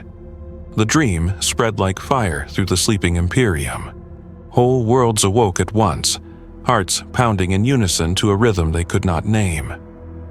On distant ships, navigators found their charts rewritten, not by hand, but by light itself. The stars shifted subtly, aligning into new constellations that traced the shape of twin suns over a field of gold. Across the endless sprawl of humanity's dominion, people who had never heard each other's names whispered the same word upon waking. Stand. It was not a command, it was a memory. On Terra, dawn broke red over the palace, and the light fell across the statues of saints, custodes, and forgotten heroes. For 10,000 years, those statues had bowed their sculpted heads toward the throne. But now, as the first rays struck them, they stood differently. A trick of light, perhaps. Yet, to those who watched, it seemed the carved figures had straightened, faces lifted, eyes no longer lowered in endless supplication but fixed forward, into the horizon. The custodian captain stood at the highest balcony of the Sanctum Imperialis, the wind from the upper atmosphere roaring across his armor. Below him, the planet seethed with life, billions of souls moving in half-remembered purpose. He could feel the resonance still, the echo of the dream that had crossed every world. The pulse of the Astronomican beat faintly beneath his ribs, no longer a distant rhythm but something closer, intimate. It was no longer a beacon calling only from the throne, it came from within. He turned as footsteps approached. Another custodian, his lieutenant, younger in face though ageless in duty, bowed slightly. Reports from the choir captain, the Astronomican continues to fluctuate between two frequencies, but stability remains within tolerances. And the dreams? The younger warrior hesitated. Universal.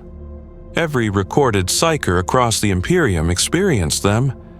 The same vision, the same voice.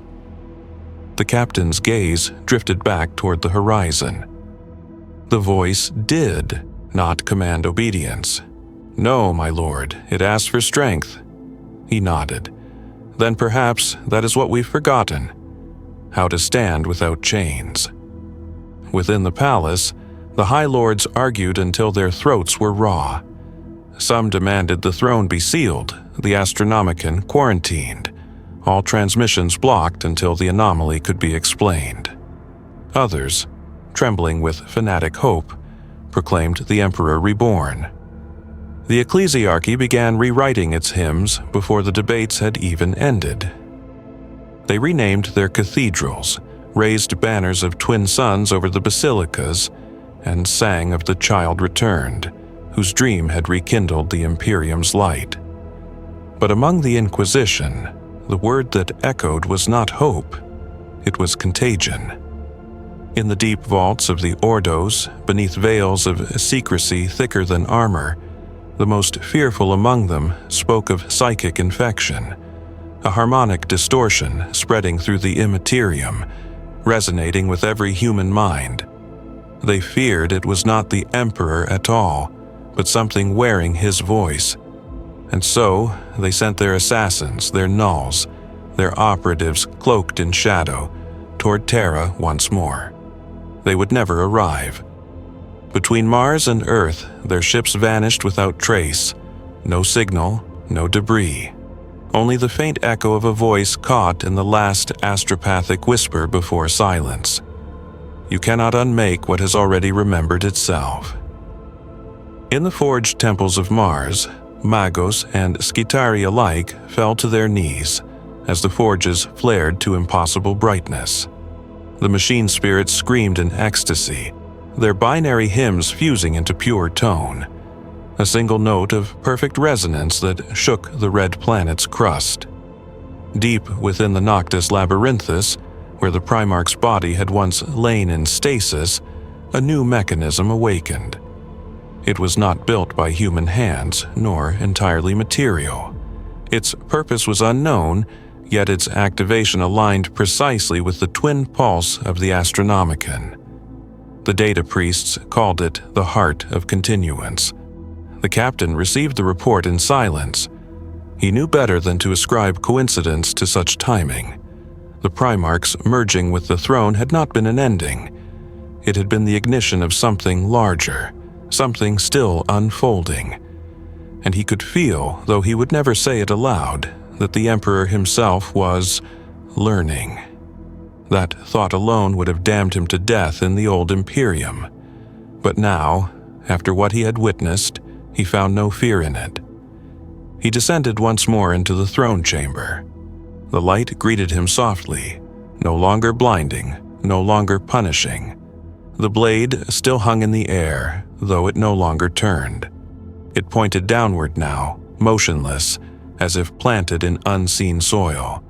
Beneath it, the dais shimmered faintly with patterns that shifted like breath. He bowed. Father, Son, whatever you have become, your will moves through all things again. The throne's hum deepened, low and steady, and within it the faintest trace of a human sigh.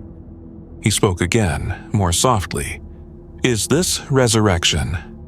A pause, then the voice came, not through sound but directly into his mind.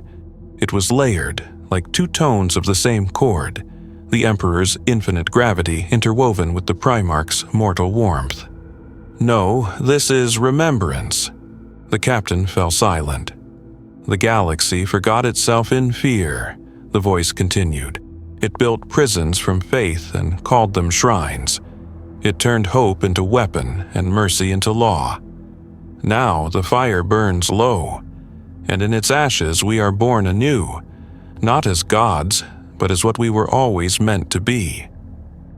The light dimmed slightly, and in that dimness the captain thought he saw shapes, millions of them, ghosts of humanity spread across the void, standing upright beneath stars. Tell them, the voice said, tell them to stand. He bowed his head. And if they fall again? The answer came with the faintest warmth of a smile. Then they will stand once more. That is all we ever asked of them. When he left the sanctum, the dawn over Terra was brighter than it had been in millennia. The aurora had returned, this time spanning the entire sky, twin bands of gold and blue winding together like entwined serpents. Pilgrims filled the plazas, faces upturned, their voices rising in wordless song. And above it all, the Astronomicon pulsed with living rhythm. No longer a distant star's flame, but a heartbeat shared between a dying god and his living memory.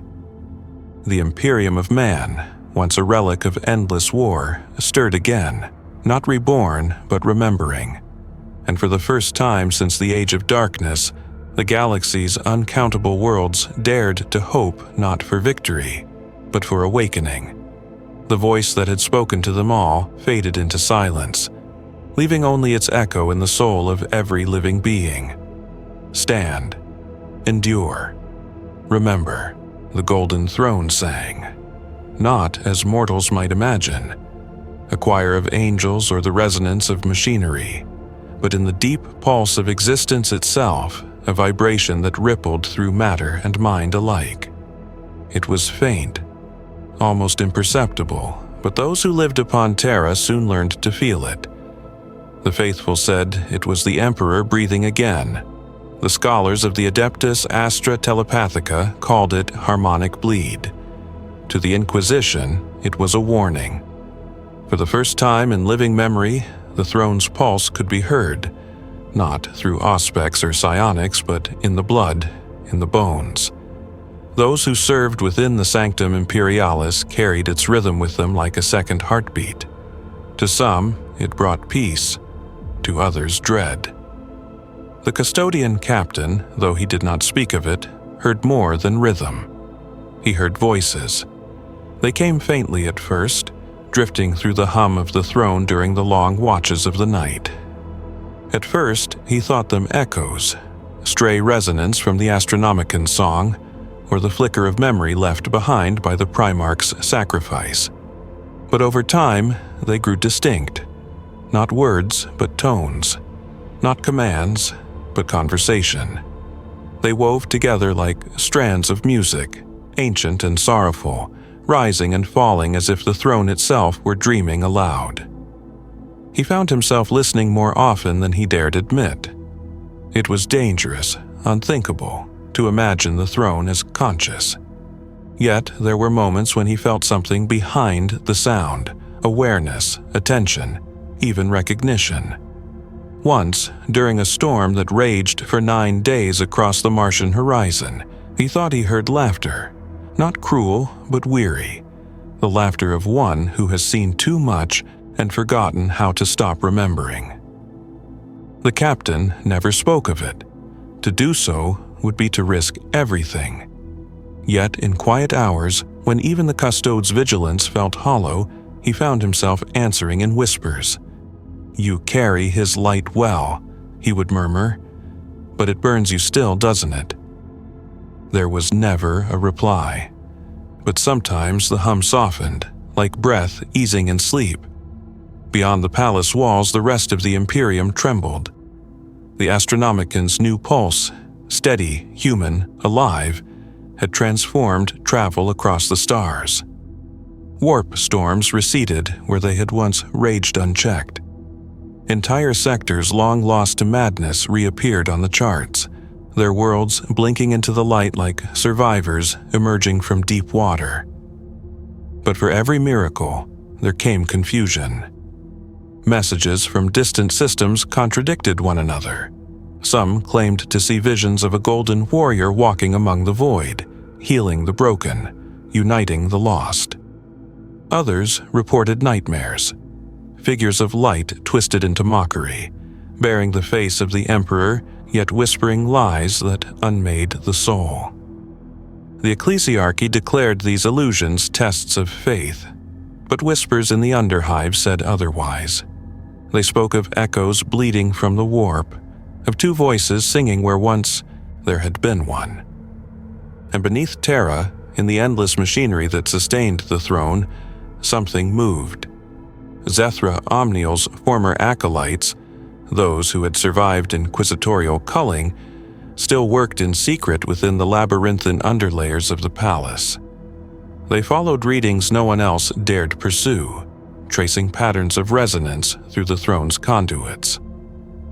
What they found defied doctrine. There were new harmonics woven into the energy lattice, frequencies not present before the Primarch's merging. When translated into visible form, they produced symbols, geometric fractals resembling neural pathways, as though thought itself had become embedded in the throne's structure. The adepts called it Vox Animus, the voice within. One by one, they began to hear it too. a whisper in the static, a word formed in the rhythm of the pistons, a phrase encoded in the flicker of light across the coolant streams. Always the same 3 words, spoken in tones of unbearable gentleness. Stand, endure, remember. The Mechanicus could not contain the infection. It spread through machine spirits like fever, reprogramming hymns and canticles into melodic fragments of the same message. For the first time in recorded history, the forges of Mars and the machinery of the throne sang together. To the Inquisition, this was heresy beyond imagination. If the machine god had taken voice, it meant that the Omnissiah and the Emperor were no longer 2 aspects of divinity. They were one. Entire inquisitorial fleets prepared to move on Mars, but their orders never left orbit. Communications broke down. Navigation became unreliable. Those who tried to trace the interference found only silence, as if the universe itself refused to transmit blasphemy. Meanwhile, on Terra, the dreams continued. Every night, billions dreamed of the same place. A vast plain beneath twin suns, where shadowed figures stood shoulder to shoulder. They did not kneel, they simply stood, facing a horizon of light that stretched forever. Some awoke weeping, others laughed. A few died in their sleep, hearts bursting under the pressure of joy too pure for flesh to contain. The ecclesiarchy called it the vision of endurance. They wrote new scripture around it, proclaiming the unity of Father and Son. But the Inquisition called it psychic contagion. Their agents moved quietly through the hives, burning those who spoke too openly, silencing any priest who dared alter the litanies of the throne. And yet, no matter how many voices they extinguished, the message spread faster than fire. It was not belief, it was memory. In the sanctum, the custodian captain watched as the light around the throne dimmed and flared, each fluctuation like the beat of a colossal heart. He had grown old, though he did not show it. Duty eroded time differently for those who never stopped standing watch, but in the rhythm of that light, he felt something new. It was not command, it was conversation. He closed his eyes and listened, and for the first time, the voice that answered him did not come from the throne at all. It came from within his own mind. "You are not its servant," it said, gentle as wind. "You are its memory, as am I." He sank to one knee, overcome by the intimacy of it. "My lord," the voice laughed softly, the sound warm and painfully familiar. "No lords left, old friend. Only those who remember." He looked up at the throne, its radiance steady and eternal. For the first time in 10,000 years, he realized that the light was no longer blinding. It was becoming bearable, human. And in that moment he understood, the Emperor was not awakening from his dream.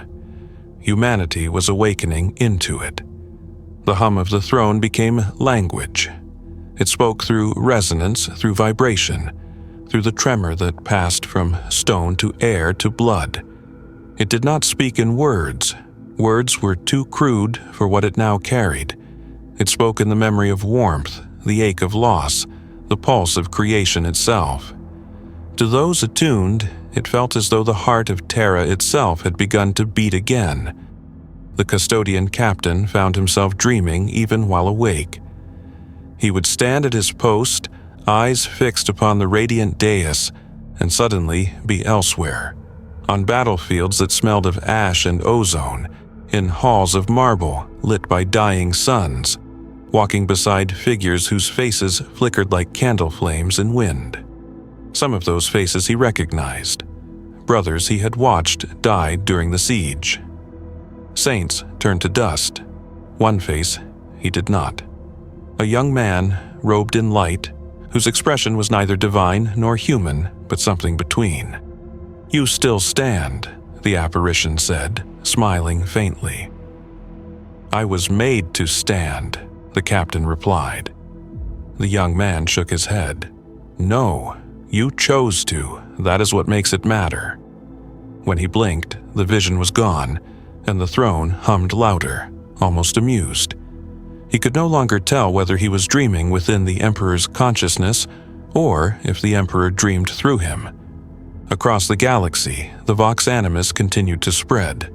Machine spirits and starships began to display new patterns, circuits reorganizing themselves into symmetrical spirals that glowed faintly gold.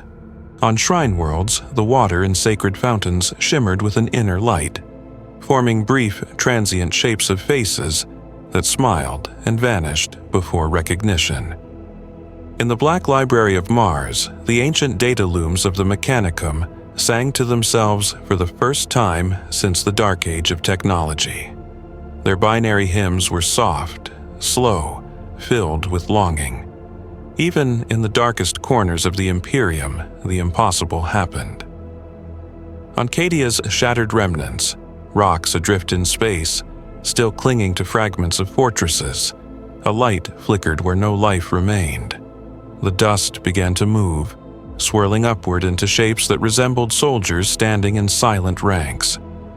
For one instant, the ghosts of Cadia stood again, facing the stars before dissolving into the void. The Inquisition tried to hide these events, to name them delusion, warp trickery, chaos in disguise, but their own agents began to dream. Entire Ordo's cabals turned on themselves, torn between the purity of their dogma and the truth that trembled through the marrow of every human alive. One among them, Inquisitor Severine Vale, dared what none had before. She came to Terra unannounced, cloaked beneath layers of false ident. The Custodes knew her the moment she stepped within the palace gates. No disguise could mask the weight of her soul. Yet they let her pass. She entered the Sanctum Imperialis without resistance, her boots echoing across the marble as she approached the throne. The captain waited there, his armor darkened by centuries of vigil. Their eyes met, one burning with suspicion, the other with a serenity that disarmed it. "You should not be here," he said quietly. She looked past him into the golden blaze. Neither should he.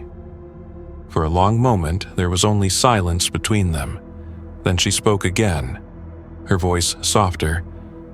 "I saw the vision, as did we all, the plane of light, the standing figures, but I also saw what follows."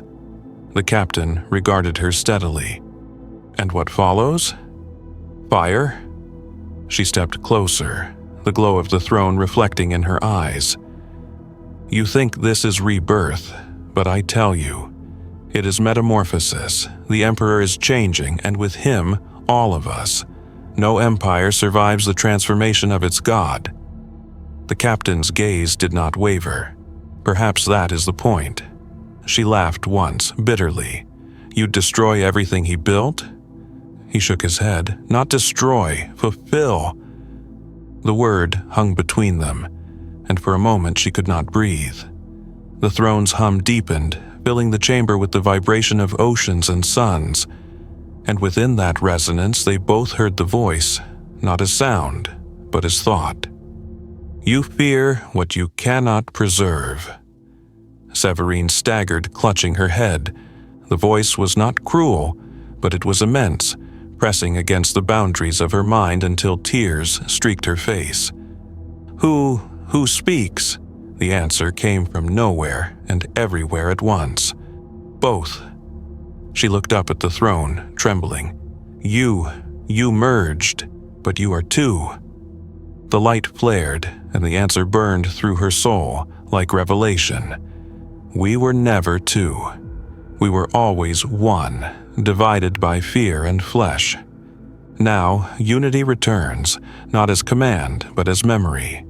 The Emperor dreamed of man's perfection. His son remembered his humanity.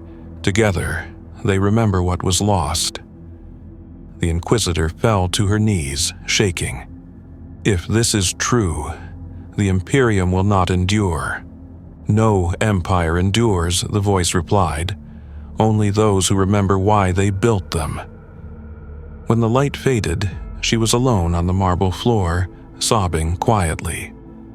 The custodian captain knelt beside her, his massive gauntlet resting gently on her shoulder. "You have heard it, now," he said softly. "Does it sound like heresy?" She looked up at him, her expression hollow. "It sounds like forgiveness." Outside, the Astronomicon pulsed brighter than ever before. Across the stars, ships halted mid-transit as the warp stilled, momentarily calm as glass. In that breathless silence, every living soul in the Imperium felt the same sensation. The pressure of unseen eyes turned gently upon them, not judging, not demanding, only watching with infinite, impossible patience. And far beneath the palace, deeper than any map recorded, something awoke. In a chamber forgotten by all but the most ancient of Mechanicus lore, hidden beneath strata of iron and secrecy, a single mechanism began to stir. Its surface was carved with words in a language no longer spoken, older even than the Emperor's own wars. Light spilled from its seams, and as the energy built, it emitted a sound, a child's laughter echoing through the stone. The heart of continuance had begun to beat. The laughter echoed through the stone, faint and bright, like sunlight reflected from deep water. It should have been impossible. Nothing beneath the Sanctum Imperialis moved without the Emperor's consent, and yet this sound, this pulse, resonated in perfect counterpoint to the throne's hum above. The two rhythms intertwined, one vast and weary, the other new and light, as if the galaxy itself had learned to breathe again. The custodian captain descended into the depths, following that strange resonance. He had not left the upper sanctum in centuries, yet the paths below were etched into his memory like scars. Each corridor was lined with gold-veined marble, its surface alive with faint glimmers of data light. The air grew colder as he went, heavier, almost alive with pressure. He could feel the pulse not in his ears but in his bones, each step drawing him closer to something ancient and awakening. The final gate recognized him. It parted with a sigh of static, revealing a chamber vast as a cathedral. Within, half shrouded by mist and machinery, stood the mechanism that had come to be called the heart of continuance. It was neither purely mechanical nor biological, but something between. A lattice of light and flesh, veins of silver and gold pulsating beneath translucent surfaces. It seemed to breathe. He approached cautiously, reverence warring with duty. The Mechanicus had long forbidden anyone entry here, but there were no magos left alive who would deny a custodian passage now. The air shimmered faintly as he crossed the threshold.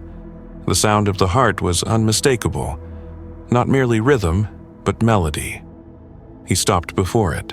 The mechanism's surface was smooth and warm to the touch. Beneath his hand, he could feel the flow of energy, alive, deliberate, curious. And when he closed his eyes, he saw. Not vision, not dream, but remembrance. He saw Terra as it had been, green and alive, skies clear, oceans endless. He saw the Emperor walking among men, not as a god, but as a teacher, his face calm and kind. He saw the Primarchs before the wars, before the betrayal, laughing together in the golden light of a promise unbroken. And then he saw them shattered, their unity burned to ash, their father enthroned upon the machinery of eternity. Through it all, he felt the presence, the same one he had known above. The voice that spoke through the throne, now softer, more intimate. "You seek what cannot be contained," it said. He bowed his head. "Then tell me what this is." "A memory of what was meant to be," the voice replied, before fear turned purpose into prison. He looked up, the light of the mechanism reflecting in his eyes. "You built this?" "No," the voice answered. "It was born from us." When I entered the throne, the boundaries weakened. Thought became matter. Memory became form. This is not machine. It is will made manifest. The captain felt the tremor of awe course through him. Then this is life? In a way, a beginning, not an ending. Every empire consumes itself eventually. Every god becomes a cage. The voice hesitated, as if searching for the right word. This is continuation. He felt something shift within him, an echo of the Primarch's understanding. The heart of continuance, he murmured. It's not meant to replace the throne. No, the voice said, almost smiling. It's meant to outlive it. The realization struck him like a blade of light. The Emperor's dream was not resurrection, not salvation. It was succession. The heart was not a tool, but a seed, a vessel through which the divine and the mortal might merge without annihilation. As he stood there, the mechanism brightened, and the pulse deepened. He could feel it spreading outward, resonating through the planet, through the noosphere, through the Astronomicon itself. Humanity's collective memory, its pain, its triumphs, its endless endurance, was being drawn into harmony with this new rhythm. On Mars, forges paused mid-strike as the cogitators began to hum. On distant shrine worlds, entire congregations fell silent, their prayers replaced by a strange calm. In the warp, demons screamed as their shapes wavered, undone by coherence they could not comprehend. And then came the whisper. It did not belong to the Emperor nor the Primarch. It was older, softer. The voice of something neither divine nor machine, yet both. He remembers, you remember, and I awaken. The captain stepped back, eyes wide. The heart pulsed again, faster now, light spilling from its seams. Who are you? He demanded, though awe softened the edge of his voice. Not who, the whisper replied. What remains, what follows. The child of continuity, the echo of unity given form. For the first time, the captain felt fear, not of death, but of transcendence. Then the throne is dying, he said. No, the voice said gently. It is being born, again. He turned to leave, but the chamber trembled. The mist thickened, coiling around him, filling the air with motes of gold. He could hear footsteps now, soft, measured, almost human. A silhouette emerged from the light, small, fragile, the shape of a child. It stopped before him, head tilted slightly. Its eyes glowed like twin stars. "Do you know me?" the child asked. The captain could not speak. He fell to one knee instinctively. "I know your voice." The child smiled faintly. "Then you know who I am." The air around them shimmered with warmth. The pulse of the heart and the hum of the throne above merged into perfect unity, their rhythms identical. "I am not him," the child said softly, "but I am what he dreamed of. I am the part of him that remembered love." The captain bowed his head. "Then you are the Emperor reborn." The child shook its head. "No, the Emperor endures. I am only his reflection, freed from the cage of perfection." It reached out, placing a small hand against his armored gauntlet. "He cannot walk among you again, but I can." The chamber filled with golden light, the machinery stilled, and from the heart of Terra, something new began to rise. A pulse spreading outward, gentle but inexorable, through rock, through air, through stars. The Astronomicon flared in twin brilliance. Across the Imperium, billions awoke to the same vision. A child of light standing beside the golden throne, smiling. Not God, not king, but memory made flesh. The age of worship was ending. The age of remembrance had begun. The light that bloomed from beneath Terra was unlike anything humanity had seen since the dawn of its empire. It was not the violent radiance of a nova, nor the searing glare of a weaponized sun. It was gentle, measured, spreading through the clouds in great waves that painted the sky in hues of gold and violet. Every living creature on the planet felt it. The smallest insect, the lowest servitor, the highest lord, all turned toward the light as though it were a long-lost warmth remembered by the bones. The custodian captain stood on the outer platform of the Sanctum Imperialis, the wind whipping around him in roaring sheets. Above, the aurora shimmered with impossible beauty, and for the first time in millennia, Terra's polluted atmosphere carried the scent of rain. He looked upward and felt the pulse of the heart far below his feet, beating in perfect unison with the throne above.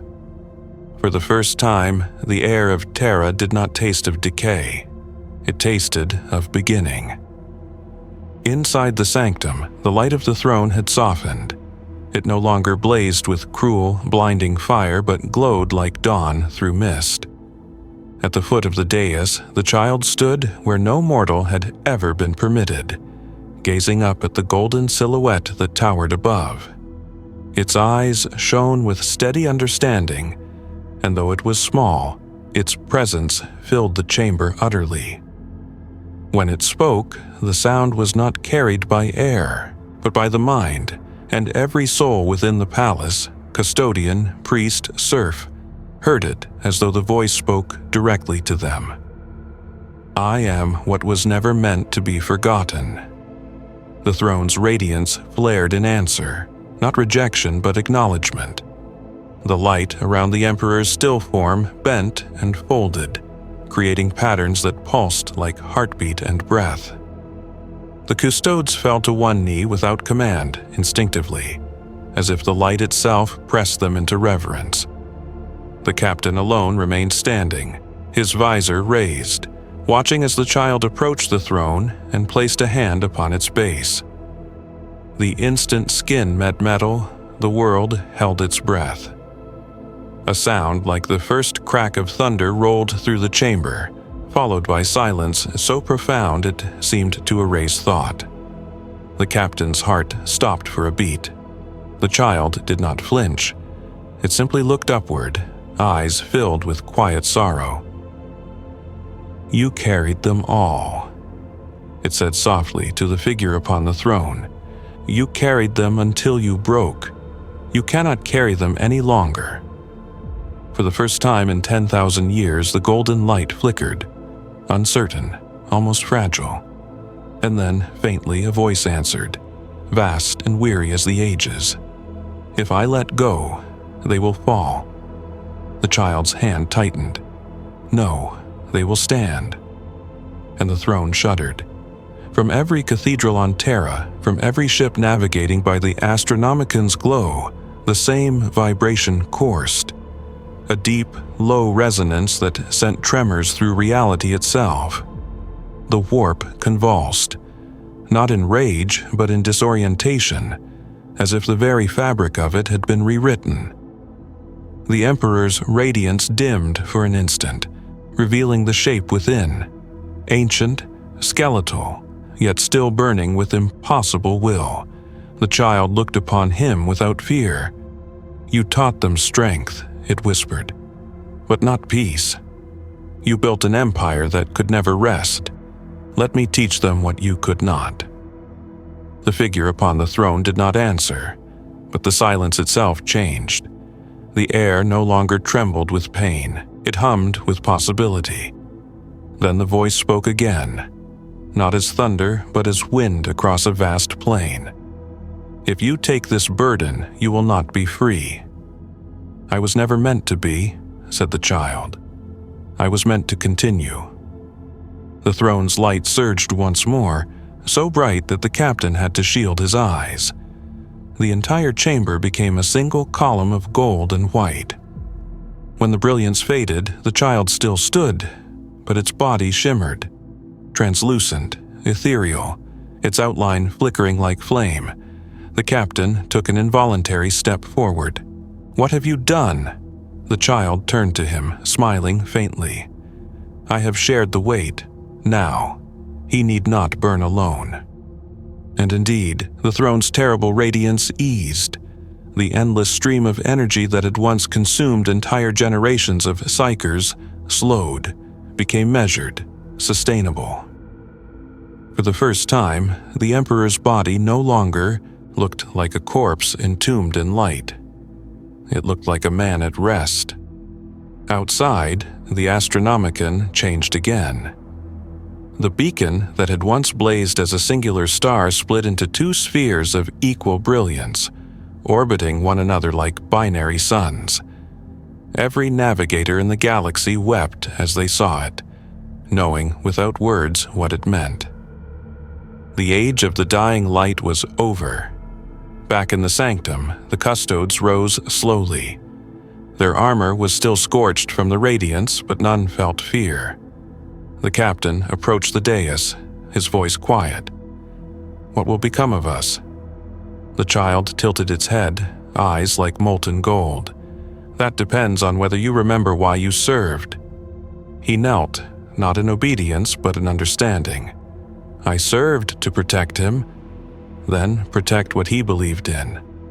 The captain looked up, and in that moment he saw reflected in the child's eyes the image of humanity, not as it was, scarred and divided, but as it could be.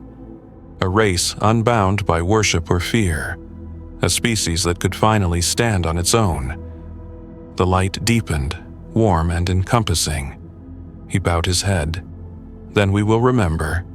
"Good," said the child, its voice already fading, "because memory is the soul's only immortality." Its form dissolved into particles of gold that drifted upward, merging with the throne's light. The machinery stilled. The hum of the Astronomicon steadied. On the surface of Terra, rain fell for the first time in generations. The pilgrims lifted their faces to it, not in supplication but in joy. From that day forward, the twin lights of the Astronomicon shone without falter. One was the Emperor, unchanging, eternal, the dreamer who had built humanity's path. The other was the child, his continuation, his compassion, his memory set free. And in every soul that still carried faith, the whisper endured. Stand, endure, remember. The galaxy turned beneath twin suns, and in their light the darkness did not vanish, but it no longer ruled unchallenged. The galaxy did not awaken all at once. It unfolded slowly, like a scar reopening to reveal not only pain, but life beneath. The Astronomicon's twin lights guided the Imperium with a clarity unseen since the first days of the Great Crusade. For the first time in 10,000 years, the stars seemed near again. Warp storms calmed, the veil between realities softened, and ancient trade routes once buried beneath madness became navigable once more. But peace was not what followed. Peace had never been the Emperor's gift. What came instead was awareness. The Imperium began to see itself. The first to feel the change were the Psychers. No longer driven to madness by the weight of the Emperor's undiluted presence, they began to dream coherently. Their voices harmonized across vast distances, forming patterns of thought that transcended speech or code. The Adeptus Astra Telepathica could not contain them. Every astropathic choir across 1,000 worlds began to murmur the same words in the same voice. The light remembers. To the ecclesiarchy, it was prophecy fulfilled. To the Inquisition, it was contagion unending. But to those who listened, not as priests or warriors but as human beings, it was the sound of absolution. On the shrine world of Balthus, the first temple to the dual light was erected. It was not a cathedral of gold or marble, but a vast amphitheater open to the sky. No statues stood within it, only a mirrored dais that reflected the heavens above. Pilgrims came from across the segmentum to stand there, beneath the open void, and speak their names aloud, to remember that they were seen. There were no sermons, no hierarchy, no doctrine, only silence and reflection. For the first time in memory, worship was not demanded, it was offered freely. And in that silence, something extraordinary began to happen. The faithful found they could feel each other. Their thoughts brushed faintly across the psychic lattice, threads of empathy woven through the Astronomican's light. On worlds separated by entire sectors, strangers felt the same emotions at the same moment: fear, hope, grief, love, all carried upon that vast pulsing network of unity. Humanity was remembering itself. The Adeptus Mechanicus was slower to adapt. The birth of the Heart of Continuance had shattered half their creeds. For centuries they had worshipped the machine god as separate, divine, unknowable, and now the data psalms themselves sang of unity. On Mars, deep within the Noctis Labyrinthus, Megosthane Ordalis stood before the core of the ancient forges. The machinery around him thrummed in new rhythms, the pattern of the Vox Animus resonating even through inert metal. He had spent his existence hunting data to prove the machine god distinct from man, and now the data itself betrayed him. "You speak to me," he whispered to the circuits. "But what are you?" The answer came not in words, but through sound. The faint, rhythmic echo of a heartbeat. He fell to his knees. "Then it is true," he breathed. "The machine and the flesh, they are one." For the first time in Mechanicus history, the binary prayer that followed was not directed to the machine god, but with it. Even among the Astartes, change stirred. On the fortress monastery of Macragge, Robert Guilliman felt the twin pulse in the Astronomican and knew its meaning without doubt. He knelt in his private sanctum, head bowed. For centuries he had borne the Emperor's burden in silence, knowing his father's body had become a throne of suffering. Now he felt that weight shift. "Brother," he murmured into the void, "you did what none of us could. You gave him peace." The statues that lined the chamber, depictions of the Primarchs as they had been in their glory, seemed to flicker, their shadows momentarily joined by a smaller form, childlike, standing beside them all. Guilliman's gaze softened. Then perhaps the dream is not dead after all.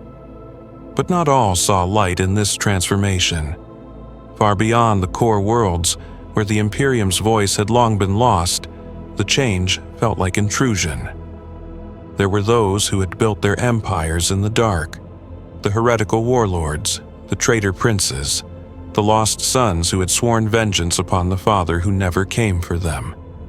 They felt the Astronomican's new pulse as pain, a reminder of something they had once loved and betrayed. In the eye of terror, the demonic chorus writhed. The gods of the warp screamed, for the balance of their domain was fracturing. The Emperor's light, once static and predictable, now moved freely, flowing through human souls without chain or gate. Faith, once their weapon, had become a bridge they could not cross. And in that howling storm, a voice rose. It was not human, it was older, colder, but still familiar. "I remember him," it said, "and I remember what I once was." The others turned, beings of shadow and flame, and saw a shape forming within the maelstrom, vast, regal, wrapped in wings of broken light. It bore the faintest trace of what had once been divine. "Even gods can envy," the shape whispered. "Even we long to be remembered." The warp roared in defiance, yet for the first time the roar was tinged with fear. On Terra, the custodian captain stood upon the high parapets, the city below him shimmering with new life. Factories still burned, armies still marched, but beneath the noise there was something new: rhythm, connection, purpose. He could feel the pulse of the Heart of Continuance even here, resonating faintly beneath his armor, threading through his thoughts. He had not dreamed since the child's ascension. Not truly. But now, as he watched the sun sink beneath the storm-washed horizon, he closed his eyes and felt the echo of her voice. Gentle, endless, patient.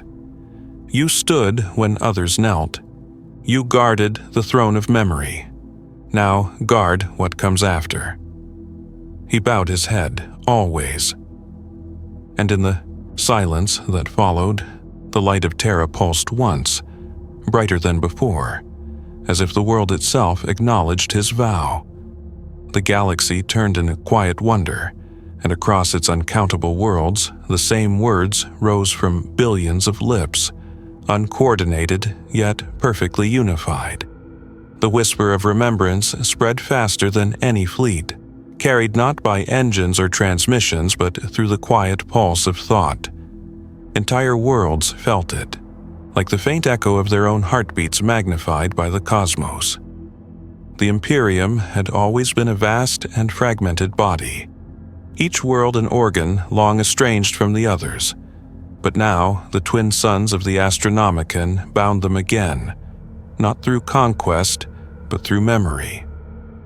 On the mining moon of Vathros, a child who had never seen Terra woke weeping from a dream she could not describe. Her parents, laborers who had forgotten what daylight looked like, held her trembling body as she tried to explain what she'd seen. Fields of gold, voices singing without words, a figure made of light smiling as the stars turned around her. Before the next dawn, every worker in that settlement shared the same dream. They left their stations, climbed from the tunnels, and stood beneath the barren sky. And when the overseers demanded to know what madness had seized them, the eldest among them answered, "We have remembered the sun." The faith that once enslaved humanity was changing. It was no longer a chain of obedience, it was a song of awakening. The ecclesiarchy resisted at first, terrified of irrelevance. Cardinals burned texts, purged cathedrals, declared the dual light an abomination of false doctrine. But every purge birthed more believers. The more they silenced the song, the more clearly it was heard. Even the Sisters of Battle, sworn to obedience, began to question in the silence of their cloisters. On Ophelia 7th, Canoness Lysara knelt before the altar of St. Catherine and felt her prayers turn inward. For the first time in her life, she did not hear commands or creeds. She heard her own heart, beating in time with the twin pulse that filled the galaxy. She stood, removed her helm, and whispered to the statue, "If he stands, then so shall I." When she walked from the chapel, her sisters followed without hesitation. They no longer sang hymns of martyrdom, they sang of endurance. On Mars, Magos Ordalis opened the vaults of the Noctis Labyrinthus to the adepts of other forges. The Mechanicus, long divided by ritual and creed, began to share data freely. The old schisms, red priests and steel confessors, the believers in the Omnissiah and those who saw divinity in entropy, found their arguments dissolving in the face of a truth too profound to deny. The machine was not separate from flesh. The Omnissiah's voice was not a command from on high, it was the echo of creation within all sentient things. They began to rewrite their canticles. Gone were the binary chains of submission.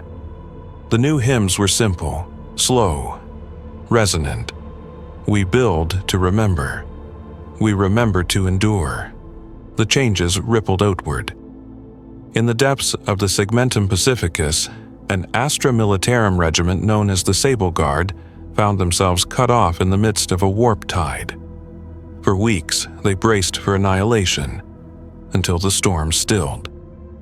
Their astropath, a frail youth barely trained, heard the pulse of the dual light and guided their ship by instinct alone, navigating through calm where there should have been chaos. When they emerged, the void was serene. Stars burned steady. Their commander, a grizzled veteran who had fought for decades without hope, fell to his knees and wept.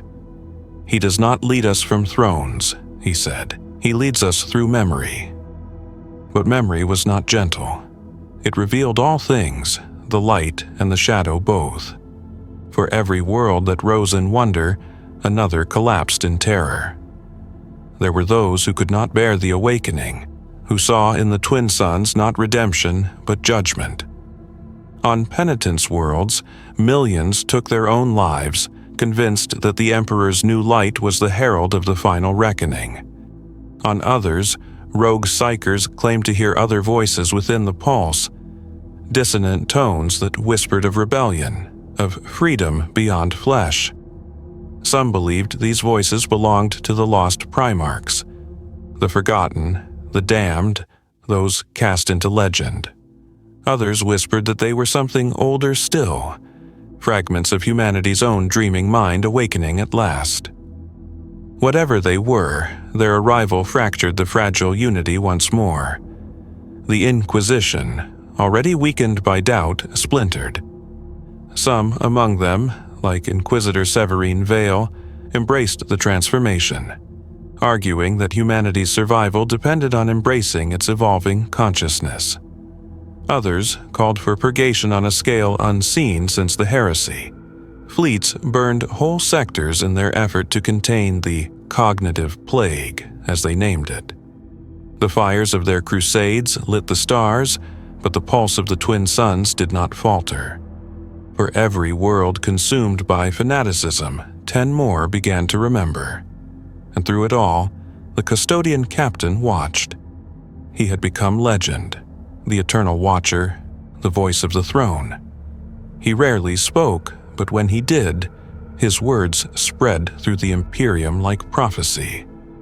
To those who demanded the old order's return, he said, "You would chain the sun because it burns too brightly." To those who wished to cast aside all reverence, he answered, "You would forget the light because it blinds."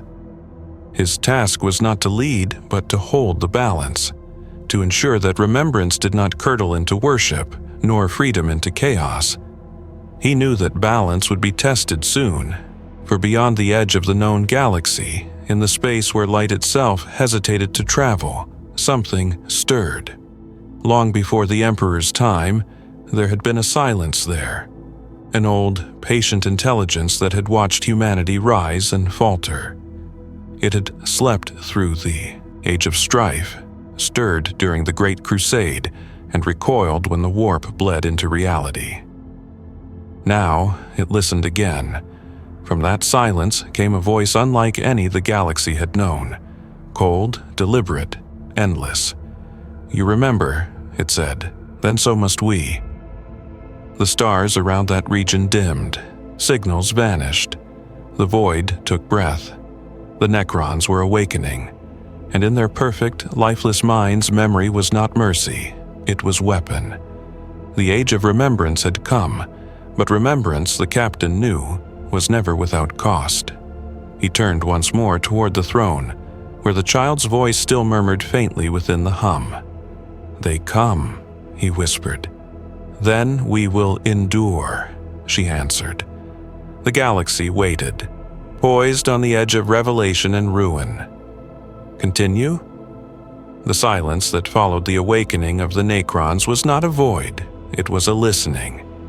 Every astropath in the Imperium felt it, the sensation of vast eyes turning their gaze inward from the outer dark. For 10,000 years, humanity had believed itself alone among the truly conscious. The Xenos races it fought were horrors, yes, but predictable horrors. Alive, chaotic, emotional, the Necrons were something else entirely. The stillness before thought, intellect stripped of soul. And now, that stillness was moving again. Across the void, tomb worlds flared to life. Their signals were precise and cold, geometric pulses that carved new constellations across the noosphere. At first, the Mechanicus thought them messages, perhaps even greetings, but when they translated the rhythm into sound, the truth became clear. It was not a message, it was memory. The Necrons remembered everything, every war, every betrayal, every flicker of flame that humanity had called divine. They had watched it all unfold in silence. And now, for reasons none could fully divine, they had chosen to speak. The custodian captain stood at the edge of the Imperial Palace's outermost defense wall, the roar of the city below carrying up like distant surf. He watched the horizon shimmer with twin light. Even from here, the Astronomicon burned visible through the polluted sky, its beams no longer constant but pulsing with slow, deliberate rhythm, two hearts beating as one. He had not slept in centuries, but now, in the quiet between moments, he felt the pull of something vast beyond even the Emperor's reach. The child's voice, the echo of the heart of continuance, had grown quieter since the binary suns had stabilized.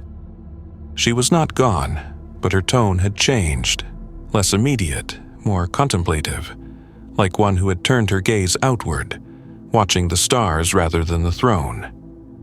"You feel it too," she murmured, her voice brushing his mind like light across water. "Yes," he replied. "They are not coming. They are remembering." The voice sighed, soft and sad. And when the dead remember, the living must decide what to forget. He understood her meaning. The Necrons were not merely awakening, they were responding. The twin light of the Astronomicon had disturbed something buried deep within their ancient code, an echo of the same impulse now moving through humanity, the instinct to endure through memory. The Emperor's resurrection had not only shaken the living, it had stirred the dead. On the world of Corfraxis, a single tomb complex opened beneath blackened sands. The Mechanicus delegation that approached it found no hostility. Instead, they found a hall of obsidian glass, its walls lined with shifting sigils. In the center stood a single Necron, its frame immaculate, its eyes cold emeralds that reflected the humans like insects in a prism. It did not raise a weapon, it simply spoke. "We remember your God," it said. Its voice was metallic thunder, yet measured, mournful. "We remember when he was only man." The adepts fell to their knees, overcome by the impossible implication. The Necron continued, each syllable falling with the precision of a clock. "He dreamed of immortality and called it unity. We dreamed of unity and called it immortality. Both of us were wrong." When they returned to orbit, their transmission was fragmented, barely coherent. Only one phrase remained uncorrupted: "They mourn us." From that day, the Necrons did not strike the Imperium with indiscriminate fury. They advanced only where the twin suns burned brightest, seeking, not destroying. Their ships formed silent formations around the warp beacons, their weapons idle. To many, this restraint was more terrifying than war. The Inquisition demanded annihilation. The Ecclesiarchy declared a new crusade, but the custodian captain counseled stillness. "If they remember," he said before the gathered High Lords, "then they have souls. And if they have souls, they are closer to us than we have ever admitted." The Lords protested, shouting heresy. He did not raise his voice, he simply looked at them, an unblinking sentinel of gold, and said, "When gods awaken, it is not blasphemy that kills empires. It is fear." No one spoke after that. Weeks passed. Then came the day Terra itself trembled. The twin suns of the Astronomicon flickered just once. Across the galaxy, psychers screamed as a third pulse resonated through the warp. A deeper, slower rhythm, older than either. The Necron's tomb signals aligned perfectly with it. Something vast, perhaps endless, had entered the song. The child's voice returned, sharp with urgency. "They are singing with us." The captain's hand tightened around the hilt of his guardian spear. "Then the song has changed." He felt it then, emerging, The faint tremor of the warp folding against the material, the impossible resonance of the soulless and the divine entwining. For one brief instant he glimpsed it, what the Emperor had once sought and what the Necrons had forever feared: unity beyond flesh, continuity beyond death. He saw a future where thought and matter were one, where remembrance replaced blood, where war no longer fed the stars. He saw, too, how fragile that vision was, how easily the living might mistake it for domination, how swiftly the gods of the warp might twist it into parody. The light dimmed. The child's voice softened. "It has begun, then." What has? The era of reflection. The moment when even gods must remember who they were. The custodian lowered his gaze to the horizon, where night crept once more across Terra. And if they forget? The answer came, barely a whisper. "Then we stand." He bowed his head in silent assent. And as the first Necron emissary arrived above Terra's orbit, its ship a shard of obsidian gliding through the dawn, the Emperor's throne pulsed once, golden and calm. The light of remembrance had become a bridge, and across it the living and the dead took their first steps toward understanding. It began as a whisper through the Astronomicon, a pulse so faint that even the most attuned navigators mistook it for silence. But it was not silence. It was breath. The breath of something vast, ancient, and aware. For millennia, the Emperor's light had been humanity's anchor, an unyielding flame in the maelstrom of the warp. Now that flame had become two, and from their harmony rose a third, the voice of the galaxy itself, awakening from a sleep that had lasted since the first thought sparked in mortal mind. The twin suns pulsed together once, then once more, and the third pulse followed. A heartbeat born not of flesh, but of memory. Across the void, worlds trembled. The tides of the warp fell still, and for a moment, every soul that had ever lived, every fragment of consciousness adrift in the immaterium, turned its gaze toward the living. On Terra, the custodian captain knelt in the great hall before the golden throne. The air was heavy with quiet radiance, the kind that did not burn but suffused. The child stood before the dais again, no longer luminous but fully formed, her eyes deep and ancient. She looked not at the Emperor's body but into the light that surrounded it, the light that had become her home. "It is time," she said softly. The captain bowed his head. "For what, my lady?" For what he began to end. He did not understand, not yet, but he felt the truth of her words. The Emperor's dream had always been dominion through unity, peace through control. He had built an empire upon the bones of gods and men alike, believing that only through unyielding order could chaos be silenced. But now that order had changed its shape. The silence he had imposed was giving way to a chorus.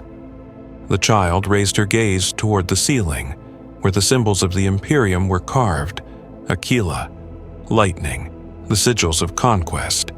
She reached out and the gold began to fade. The carvings did not melt, they softened, transforming into new shapes. Spirals, waves, living forms that pulsed with rhythm rather than rigidity. The Aquila itself became fluid, its wings bending into a circle, endless and whole. "The Imperium was never meant to be an empire," she murmured. "It was meant to be a memory." Outside, the skies of Terra blazed. The twin suns of the Astronomicon reached perfect alignment, their light striking the planet like the gaze of a god. The cities below seemed to inhale. In the manufactura, servitors paused mid-task. In the hives, workers lifted their eyes for the first time in their lives.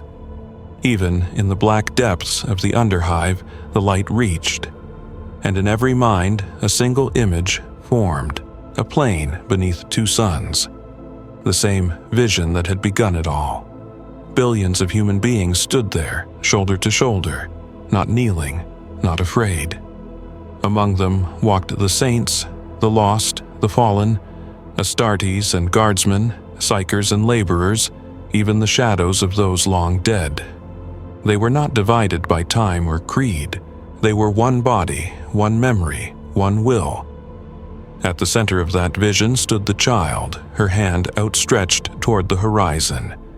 "Stand," she whispered, "endure, remember." The words rippled outward through the warp, through time itself. In the eye of terror, the warp convulsed. The chaos gods screamed, not in rage, but in recognition. The voice that filled eternity was older than they, older even than the stars that had birthed them. It was the voice of humanity's collective soul, remembering what it had once been, unbroken, whole, indivisible. For the first time since their birth, the gods faltered. They saw not prey, not worshippers, but equals. The demons that had tormented humanity for 10 millennia began to fade, not banished, but forgotten. Their forms collapsed under the weight of disinterest, dissolving back into the formless void from which they had come. The galaxy trembled, but it did not end. On Mars, the forges burned bright as day, their hymnals singing in unison with the rhythm of the twin suns. The Mechanicus no longer spoke of the machine god as something beyond them. They spoke to it as part of themselves. Cogitators hummed with new intelligence, not cold, but contemplative. Servitors blinked once, twice, and then, impossibly, smiled. On distant Macragge, Robert Guilliman stood upon the fortress balcony and felt his father's presence not as command but as companionship. He whispered a prayer, not to the Emperor, but to the memory of a man who had tried to save the species he loved, and in doing so had nearly destroyed it. "You found the way," he said softly. At last. Even the Necrons, those soulless echoes of a forgotten empire, stood still. Their tomb worlds ceased their activation cycles, their cold circuitry filled with ghostlight. They no longer spoke in binary, they began to listen. The pulse of the Astronomicon resonated through their crystalline matrices, awakening echoes of what they had once been. Some turned their eyes toward the stars, and in the depths of their silent code, a new subroutine formed: curiosity. But the awakening was not universal peace. For some, remembrance was unbearable. The High Lords of Terra, seeing their power dissolve, tried to flee. The Inquisition burned entire data archives to preserve the old order, and the Ecclesiarchy, stripped of its divine monopoly, split into 1,000 sects, some embracing the new harmony, others crying apocalypse. The captain watched them fall apart and did not intervene. He understood now what the child had meant. This was not a new empire, nor a new god. It was a reckoning. When the last of the High Lords were gone, the custodes laid down their weapons. They were not dismissed, they were fulfilled. For the first time in their immortal service, they were free to stand not as guardians of a throne, but as witnesses to a people's rebirth. The captain descended once more into the throne chamber. The air shimmered, filled with warmth, rather than the sterile chill of machinery. The Emperor's body still sat upon the dais, but it no longer looked dead. The light around him had gentled into something profoundly human. The child stood beside him, hand resting upon the armrest, her expression serene. He approached and knelt. "Is this the end?" The child smiled. "No, the end is a lie told by those who fear to remember." He bowed his head. "Then what follows?" "Continuance," she said. "The dream changes shape, but never purpose." The throne hummed, low and steady, and then, impossibly, the Emperor opened his eyes. They were not burning suns. They were human, bright, weary, endless. He looked down at his guardian, the warrior who had stood 10,000 years without sleep. "Well done," he said softly. The captain's heart broke with joy and sorrow alike. "My lord, the Imperium." The Emperor shook his head. "The Imperium is over, but humanity remains, and that is enough." He reached out, placing a hand upon the captain's shoulder. The touch was warm, not divine, but alive. "You have guarded memory, now guard hope." The captain rose, tears cutting paths down his weathered face. "Always." And then the light changed once more. Not blinding, but infinite. It spread outward from the throne, through the palace, through Terra, through the warp. It filled every mind, every atom, every particle of existence, until there was no separation between God and man, between the living and the dead. The Emperor did not ascend again, he simply became. The Astronomicon did not flare or dim. It steadied, two suns burning together eternally. And in the stillness that followed, the galaxy exhaled. On the plain beneath twin suns, the figures stood as always, billions upon billions of souls united in quiet strength. The child walked among them, her hand brushing the air where the wind met light.